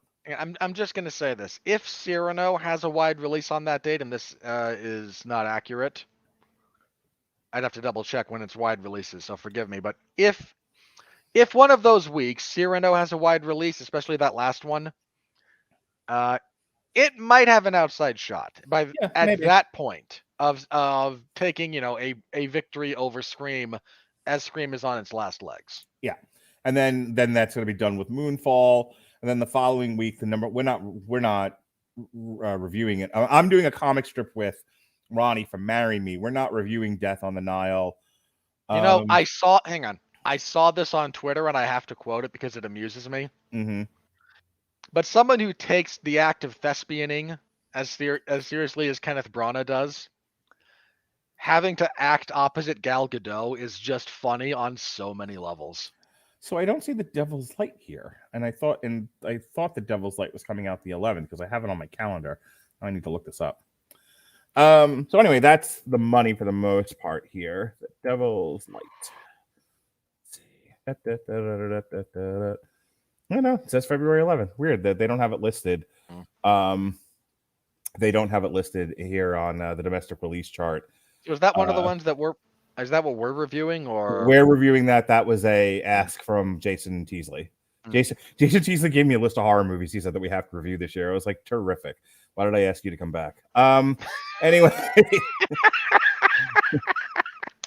We love you, Jason. I love you, Jason. All right. So anyway, so that's the money, such as it is. Let's move on to the critical. Hang on. Before you click over, you had a thing you wanted to set up. Remember, you said you wanted to, before we show the Rotten Tomatoes scores, you said that the audience score would surprise you. Oh, yeah. Okay. Thank you. Sorry, we've been talking about so many things. Yeah, so I fully expect. I am here to produce as well as direct this particular endeavor. Thanks. So we were talking before the show started tonight, and I knew that like this was there are sometimes I see a movie and I'm like, I'm wondering what the critics are going to think about this, and only because, you know, of the virtue signaling, you know, like again, like the Charlie's Angels kind of a thing. Yeah. Like, are all the female critics going to come out of the woodwork, and all the, you know, left-leaning virtual signaling critics who want to go to fancy parties, are they all going to come out and be like, and artificially inflate the reviews of this thing, you know, like they did with Ghostbusters 2016? No, in this one, everyone seemed to have hated it. But then I was like, okay, well, I bet the audience hated it too. And I was shocked by the audience score. You wanted to take a crack at what it was. So let me take a crack at this. Let me take a crack. Yeah. I think the audience score will be somewhere in the high 80s to low 90s. Here's why. 1, nobody saw this thing. 2, so smaller sample size, right? Would be my assumption. Mm-hmm. I mean, we can look at the exact number when we pull it up, but for the sake of my thought process here, smaller sample size. And you mentioned when we reviewed this that this movie is very much hoping that you don't have any kind of critical analysis, or critical thinking skills when you watch it. And in that vein, there's enough shiny, jingly keys and loud noises to potentially distract or confuse enough of the audience into thinking, well, I had a good time. Yeah, my daughter loved this, by the way. Again, 11-year-old girl. Your daughter's 11. 3, who's more of the people inclined to spend money to see this in theaters? How many people would then be inclined to go write a review on Rotten Tomatoes, and which of them would decide to write positive or negative? The point being, I imagine that of the small percentage of people that saw this, enough of them went, I should say something nice about this, because if I don't, it's the people that are passionate about it. It's the same people that wrote me about my Bandmade review. You know, while it was a small sampling of the actual total that listened to it, it is the people that were probably the most passionate and irritated by my review. Yeah, you got some. Look, you had the people. There were some comments. I looked through those comments because I was curious. Mm-hmm. Some of them were negative, but I think you got a lot of positive ones too if you've gone back and re-looked through them. I have, and I would say a lot of them were appreciative that we gave the band any attention. Some of them were able to, you know, some of them have well-developed listening skills and heard me say I like the damn band. I think the major gripes were mentioning that I thought they could open the 5-Finger Death Punch, which was supposed to my way of saying I think they would win over a hostile American audience. They're that good, but that got misconstrued. And that I didn't think they were particularly distinctive vis-a-vis a lot of modern bands. And there's this concerted opinion that this band is extremely distinctive and very unique. And I just don't agree with that. Here's my only response to those people. Mm-hmm. This is me. This is not you or anybody else. If you think that Bandmade is unique and distinctive, don't show someone their YouTube videos of them in costume. Play them a song on Amazon Music that after you've used our link. Just play them a song and ask someone who's never heard them before if that sounds unique and distinctive amongst the contemporary music scene, and you're probably going to get a no. Which is not to say bad at all. That's just to say, I mean, one, being unique in the contemporary music scene is hard to do. Poppy's unique and, nails on a chalkboard. Well, I mean, the other thing people didn't like was I compared them to Baby Metal, and my only reason I compared them, other than they're both from Japan and filled with women, is that Baby Metal was extremely distinctive. Like, I was thinking about this on the way home tonight. How did we get to talk about this? But I was thinking about this on the way home tonight, where over the past few years of doing Metal Hammer of Doom, there were very few bands I thought were extremely distinctive, and I've heard a crap ton of music out there. But like the two off the top of my head were Baby Metal and Ray of Light, and it was because they were a mashup of genre styles. Ray of Light took like EDM and techno and combined it with the European heavy metal, and then there was Baby Metal, which took J-pop and combined it with like a progressive death metal sound. Yeah. So what made them distinctive was the fact that they took two very, very different musical genres and mashed them together And that's exactly how they sounded. Whereas, and I made this point on the show, I said, Bandmate's great. They're very cohesive. And that is exactly why they're not distinctive. They sound like an actual band making music. Okay, I got you. So, point being, yeah, and again, as we've mentioned, the YouTube comment section is almost as much of an eldritch abomination as the algorithm that runs that place. So yeah. So anyway, so are we ready now then to finally make the big reveal? we are. Show me how wrong I was. Here we go.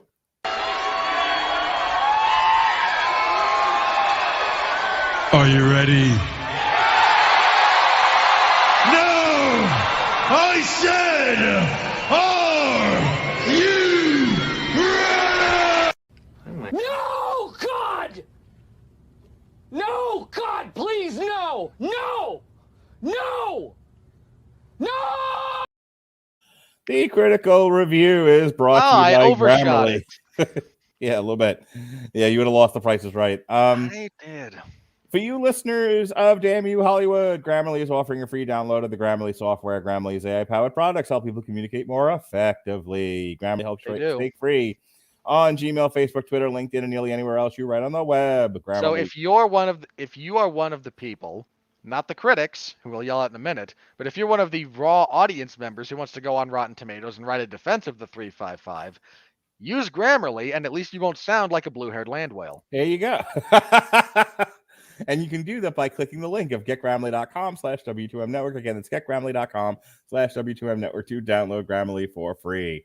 Alrighty, as you can see on the screen, but for those of you who listen to that archaic device called a podcast, strictly audio, it's a splat. It's rotten at 26%, but the audience score is 83 with over 250 verified ratings. Wow.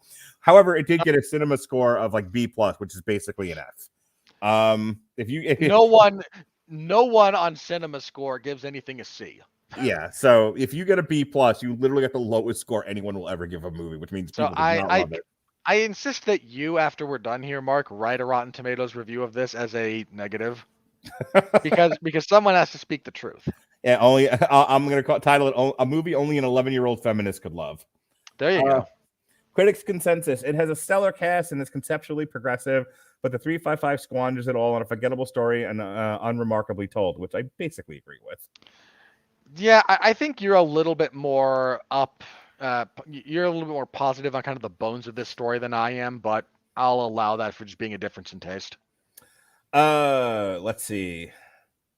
Dwight Brown of National Newspaper Publishers Association, top critic. Wow, you want to talk about a dead, utterly irrelevant association you contribute to? It's the newspaper writer, the newspaper publishers. An often generic but surprisingly engaging espionage action thriller. Nothing about this movie is engaging. And I mean that objectively. Barely anything happens throughout the course of this film, despite them trying to pretend otherwise. I don't understand that. So I'm going to read these two back to back because they make me laugh. They're both rotten, but they're hilarious to me. Sure. Sarah Michelle Fetters of MovieCreek.com, top critic. This is a title that screams, "Watch me at home." This is a title that screams, "Doesn't watch me." And Matthew Razik of Flixus.com, January is here. I mean, See, you're not wrong. Hang on. Normally, I would yell at that being deeply unhelpful. Mm-hmm. And if you're scrolling Rotten Tomatoes trying to get a sense of things, it is. But I also understand entirely how that's relevant to his review. Yeah. Let's see. Sarah Clements of Pairweight. It has everything you could want out of a spy thriller, with some of the best women in the business kicking ass. None of that sentence is correct. First of all, let's play a game, okay? let's play. Shall we play a game? Let's play a game, Robert Winfree. Yes, let's. All right. So we have the German Diane Kruger. We have the Latin American in Penelope Cruz. We have the American in Jessica Chastain. We have the British in Lupita Nyong'o, and we have the Chinese in Fing Fang Foom. Fan Bin Bing. Now you're getting us in trouble. Let's recast this movie with the babes we want to see in this movie. Kick ass. I'm gonna go ahead and throw Gal Gadot in as the lead, as the Jessica Chastain part. You pick one. God, I have to pick someone who works opposite Gal Gadot. How about Gal Gadot in the German part? That's Okay. Diane Kruger. Maybe she's not German. Maybe she's Israeli. You can't say anything positive about Israel, though. Okay. Gal Gadot is either Jessica Chastain or Diane. No. Pick one. I need her in the Lupita Nyong'o role because I need to hear her try to do a British accent. You know, I was gonna pitch that. And I was like, I don't want to hear her try to approximate British. So no. I kind of do. Okay. This is going to be a crap show. Let's at least have a few laughs. All right. So Gal Gadot is your Brit. Go. So who is? Let's just go from let's just go left to right here. Who do we have in the German role as Diane Kruger? What babe do we want to see in a kick-ass action movie? I actually don't hate Diane Kruger here, just for the record. But okay. But was anyone really like calling for, like, if you're just like palling around with your guy friend, you're like, you know, it would be cool, an all females expendable. Who do you pick? Well, okay, you can't do like the ones that every man picks, you know, born after 1975. So you can't put Sigourney Weaver in here or Linda Hamilton, although that's what everyone would pick. They're both like 60 or 70 years old. You need, if we were gonna do this in that loose style, you'd need Sigourney Weaver, but she wouldn't be. Like, she wouldn't be in the field, right? Yeah, no. Like, for the most part, she'd have to be like running the character running the CIA. Yeah, like she's there, she's important, but she can't quite do the physical stuff that's necessary. Jennifer Garner's probably too old now. I don't want to see Jennifer Garner do anything. How about Scarlett Johansson? Yeah, she should probably be here. All right, so she's the lead. Sure, I'll buy that. Angelina Jolie's probably too old now. Probably. So how old is Penelope Cruz? Because I feel like she's been around forever. Not as old as she looks. She's old, almost 50. She's older than she looks, is what I mean. Like, she does not look her age at all. I don't know. Maybe then you do put Angelina Jolie in. You just put her in that part. Here, Angelina Jolie, play a Mexican. All right. Or Colombian or whatever the hell she was. I mean, you didn't have Charlize Theron here, which is kind of a crime if you're going to do this kind of movie. Like, she's okay. Awesome. Charlize Theron's your German. You know, the only demographic missing from this is Africa, so you just let her be South African. Well, I feel like you have to have like one black person in there. I didn't say. Okay, but like, so who's left? We got Gal Gadot, Scarlett Johansson. Who did you just say? Charlize Theron. Charlize Theron. We have two spots to fill. All right, 2 spots. Who's like a hot action black chick that we can get in here to play whatever? The one for Black Panther. The one who plays at the head of the guard, the Damage, who's Denai Guerrera. Yeah. Sure. She could be here, yeah. Trying to think. Don't have anyone off the top of my head. You probably keep the Chinese actress. No, I'd say you put Ming-Na Wen in there. Ming-Na Wen kicks all kinds of butt. People love her. She does, but I mean, look, I like her. I like her work. I'm not objecting to that on that kind of role. But if you're trying to appeal to the Chinese market, if you want, who's like the new Lucy Liu? She's not new, but I said who's the new Lucy Liu? Like, who's I know. The now Lucy Liu? I don't think there is one. The chick from Mulan. Maybe. All right. So now that we've fan casted our own 355, yeah, Sarah Clement, you're like, you couldn't be more far off. Look, there's a bunch of half of the leads in this are not people you would not be anywhere near the top 5 of female actresses that people want to see in an action role. Kevin Carr, fat guy at the movies, who I'm at this point bullying. Yeah, you really are. Like, you just are using me as a cudgel to beat this poor man. It runs a little bit long and it's overly predictable at times, but it's better than some crappy found footage horror movie, which we always get in January. So the only way you could try and give this a positive spin, because you want people to like you, is to move the goalposts so radically that it's better than a YouTube video about found footage horror. Get bent, you unhelpful pseudo-critic. And see, How did you get on this platform? You pathetic excuse for a man. I can only assume sexual favors. Again, I assume he was grandfather. He's on Rotten Tomatoes for the same reason Kinberg gets directing roles. Gary M. Kramer of Salon.com, top critic. As though you need any further proof that rag is not worth your time. It is pure catnip for fans of the genre of beautiful women fighting off the bad guys with a plum. First of all, no plums were used here, sir. How dare you? And for the record, that's just a bad joke. I know what the word means. We got it, Roberts. Second, I have to qualify that because I know there's idiots out there, Mark. Some of them gave you No. You don't. If anyone thought you were referring to the fruit who isn't a 7-year-old boy, you don't have to explain it to them. They deserve to be as confused as however they were. So Jonas, there are plums. And then there's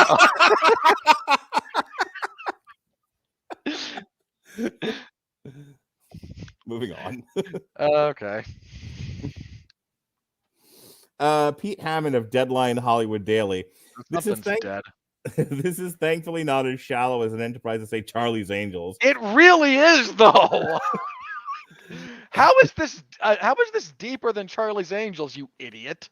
I'm not defending that piece of crap either. Look, if I have to choose, which way do I want to die? The 355 or Charlie's Angels. I'm picking Charlie's Angels 10 out of 10 times. Like, look, it wasn't a great movie or anything, but it's still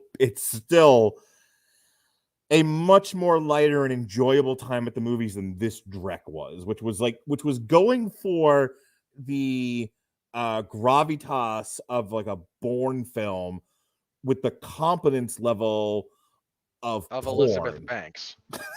So it's just not good. You know, now that I got it, you just raised like the Sophie's Choice of all Sophie's choices here. If I have to watch one of those again, which am I choosing? I might choose the noose in my closet. No thanks, I'll just die. Well, old friend, today's the day. Today's a good day to die. Lindsay Barr of the Associated Press, top critic. Mostly, the 355 succeeds where others have come up short because it puts the movie and the story first, not the message. You know what? Hang on. I will say, in defense of this film and that point, that's true. Mm-hmm. This movie doesn't. One of my gripes with Charlie's Angels, one of my big gripes, was that it beats you about the head and shoulders like a taskmaster. Did you watch because like we talked about it, but only like tangentially because at the time we were talking about Terminator Dark Feminism. So did you actually watch Charlie's Angels? And if so, I need to actually put you back on screening because I'm currently looking at Rotten Tomatoes. I have to look at you dead in the eyes. Robert. I have not seen the film. Damn it. You botched it. No. I want you big. No, damn it. Did you watch Elizabeth Banks' Charlie's Angels, Robert? No. Oh, okay. Here's what I did do though, because I knew we were going to have this kind of discussion at some point. Mm-hmm. I did watch a couple of reviews that were not just someone yelling at a camera, and I don't mean that to dismiss what we do, but I watched a couple of different reviews that were like video based, like here we're going to critique different scenes and whatnot. So I have seen enough of it to make a handful of points and claims about the style in which it was shot and whatnot. Mm-hmm. And again, Charlie's Angels sought to beat you about the head and shoulders like a taskmaster with its message.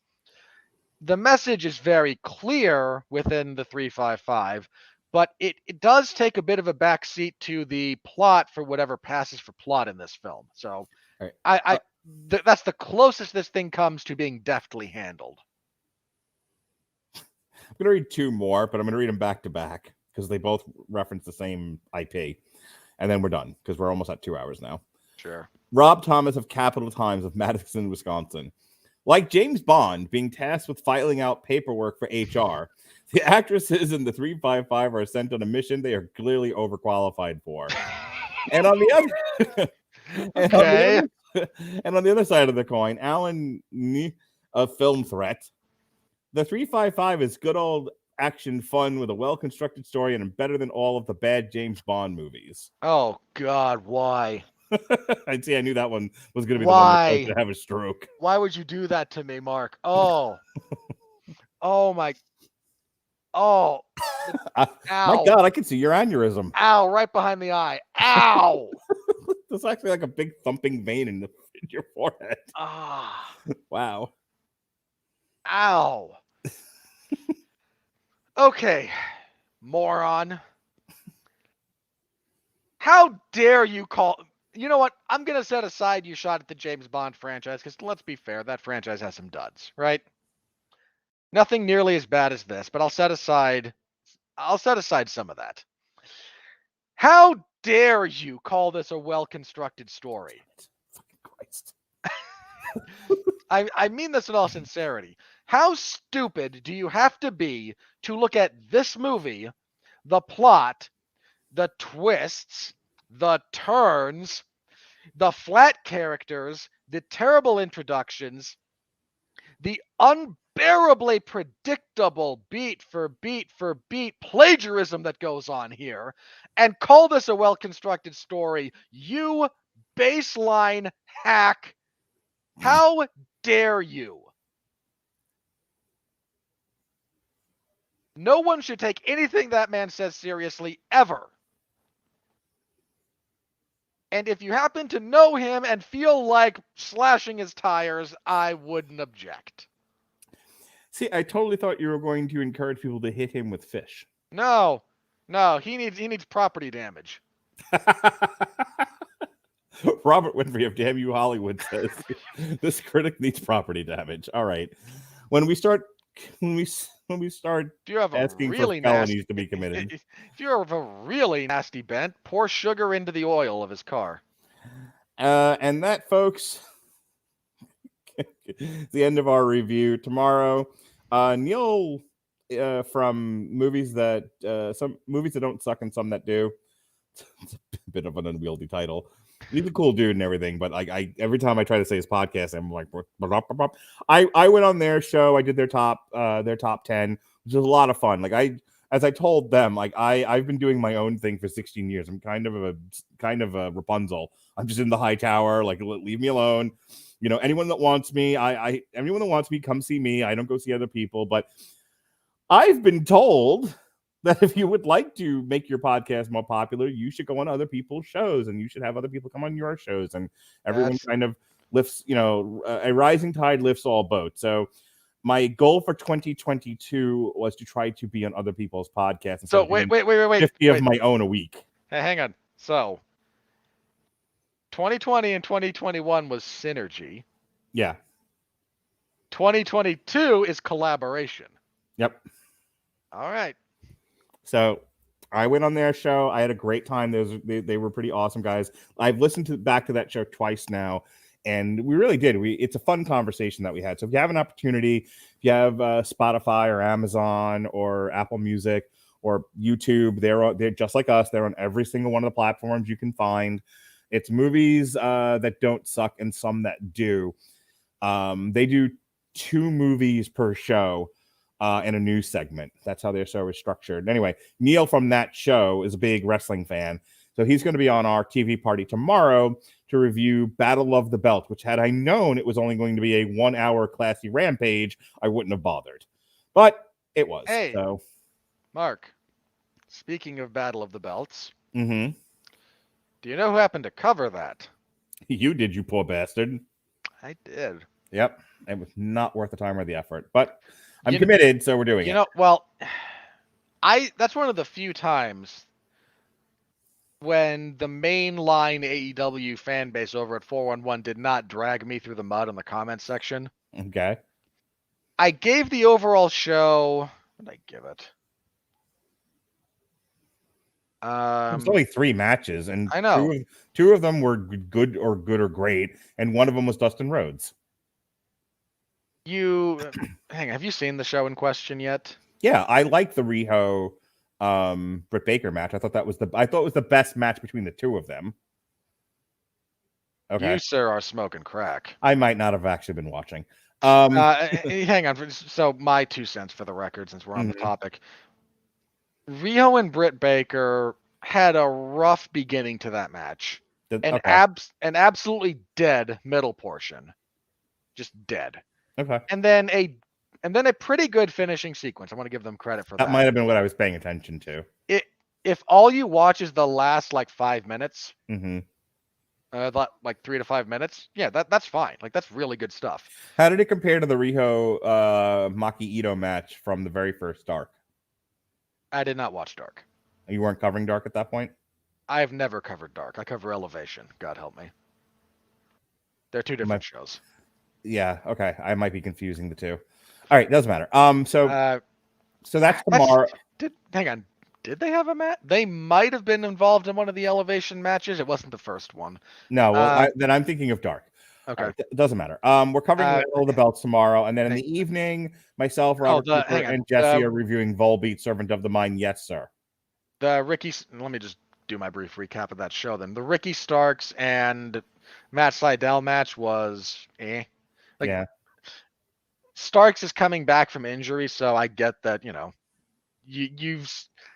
don't want to do anything stupid and re-aggravate an injury. So, and Sydal is a safe worker, so they had a decent enough match. And then here's my gripe with the first match of the night, which was Sammy Guevara and Dustin Rhodes.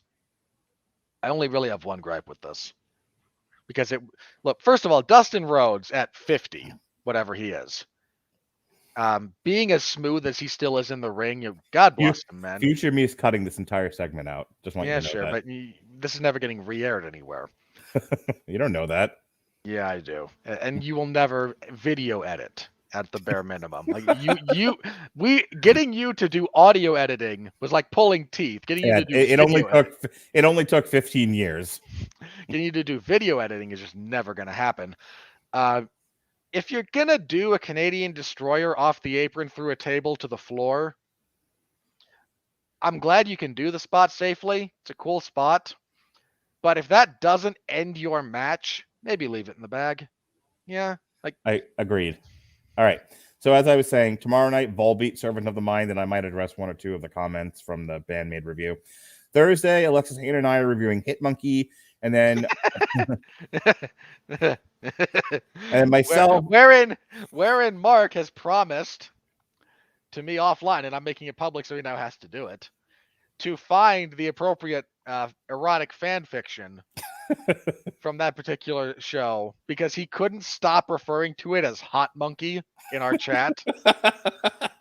And now I'm going. Damn autocorrect. Now you have to. He promised that he would go find again fan erotica of the Hitmonkey, the Rule 34 for the Hitmonkey. And okay. Speaking of erotica, myself, Robert Winfree, Ronnie Adams, and David Wright. Speaking of the antithesis of, we'll be covering The Witcher season 2 Thursday night at 10 o'clock. That'll be fun. Friday is a re-airing of Everyone Loves the Bad Guy for Freddy Krueger. Saturday is a re-airing of Robert Winfree and Ben Cologne remembering Wes Craven when he passed away a few years ago. And then we continue our celebration of all things Wes Craven now that Scream is out with a 2-part review of A Nightmare on Elm Street. The first part will be Sunday. The second part will be Monday. And then we will be back here for Scream next week on Damn You Hollywood. And that'll be myself, Ronnie Adams, and Robert. But that one was yet another where everyone was kind of beating on the door and wanting to be in, and I shut the door. Actually, by Ronnie's request, I shut the door behind him and was like, that was one where he was like, could that just be me and you? And I'm like, no, I'm not kicking Robert off his own show, but I don't have to let anyone else on.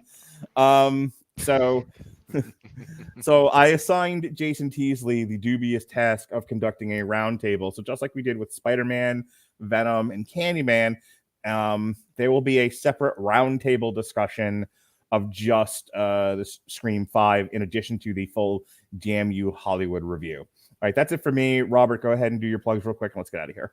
All right, I already alluded to it, but I cover professional wrestling a few days a week for 411mania.com. I covered AEW's Battle of the Belts and was mostly complimentary. And then everyone in the comment section was, well, if I was kind of like you, Mark, if I'd known this was going to be a glorified Rampage episode, Yeah. which is fine. I cover. Not that there was any. Not that I had any choice. There was literally nothing else to watch Saturday night. But yeah, like from what I remember, like there was no boxing or anything. It was like one of the few weeks there was like literally. Like I guess if I wanted like to watch something on Fight, I could have found something. But there was nothing of value. I'm sure you could have spent time with your children. No, by that point they were in bed. Or your wife. No, by that point she was in bed. This was the charcuterie week. This was after you'd introduced her to Henry Cavill fighting in a... Yeah. Well, no, not only that, but she's having her charcuterie this week, so I don't really care when she goes to bed or when I go to bed. You should show her the bathtub scene with Henry Cavill from the first season of The Witcher. I might. And just watch her turn into a puddle. Yeah. Well, whatever gets the match in the ring is what I say. That's fair. So I cover professional wrestling again. I did Battle of the Belts this time. I don't know if that's going to be a regular thing. Probably not, since it's just a quarterly kind of thing they do. And one of them was an unrecognized title, and one of them was an interim title. So yay, That's what happens when you have 3 big title matches on Dynamite the same week as your big special event. Yeah, that was poor timing on their part. Extremely. But I cover AEW's Dark Elevation every week, which is one of their YouTube shows. I cover MLW when they've moved to Thursdays at the moment. So my review of theirs, they had their debut of the Azteca miniseries this last Thursday. And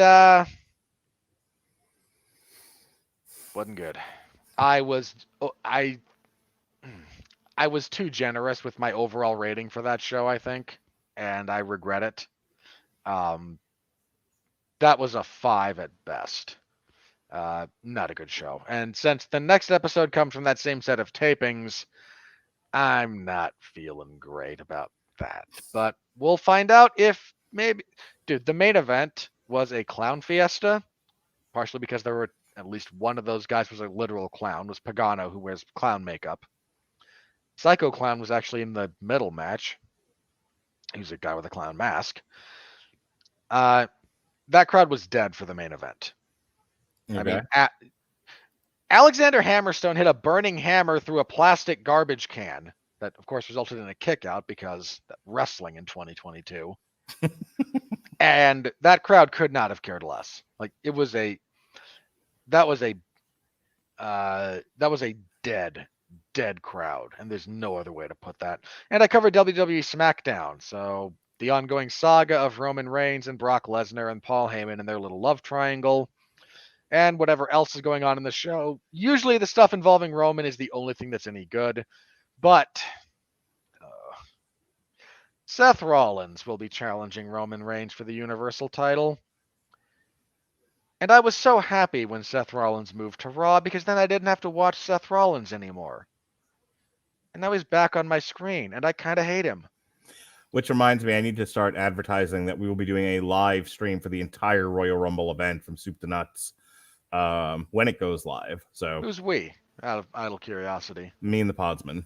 Oh, good luck to you. So other people are threatening to crash at like the NWO, and I gotta like lock the door. That's one of the few wrestling pay-per-views I will probably watch. So if you wind up needing another guy, I am available. I have Chris Sheehan and Chris Bailey. I have all the people I need. Look, I'm not saying please let me on. I'm saying that's you'd be the only one then. Well, that's because no, I'm not going to say that.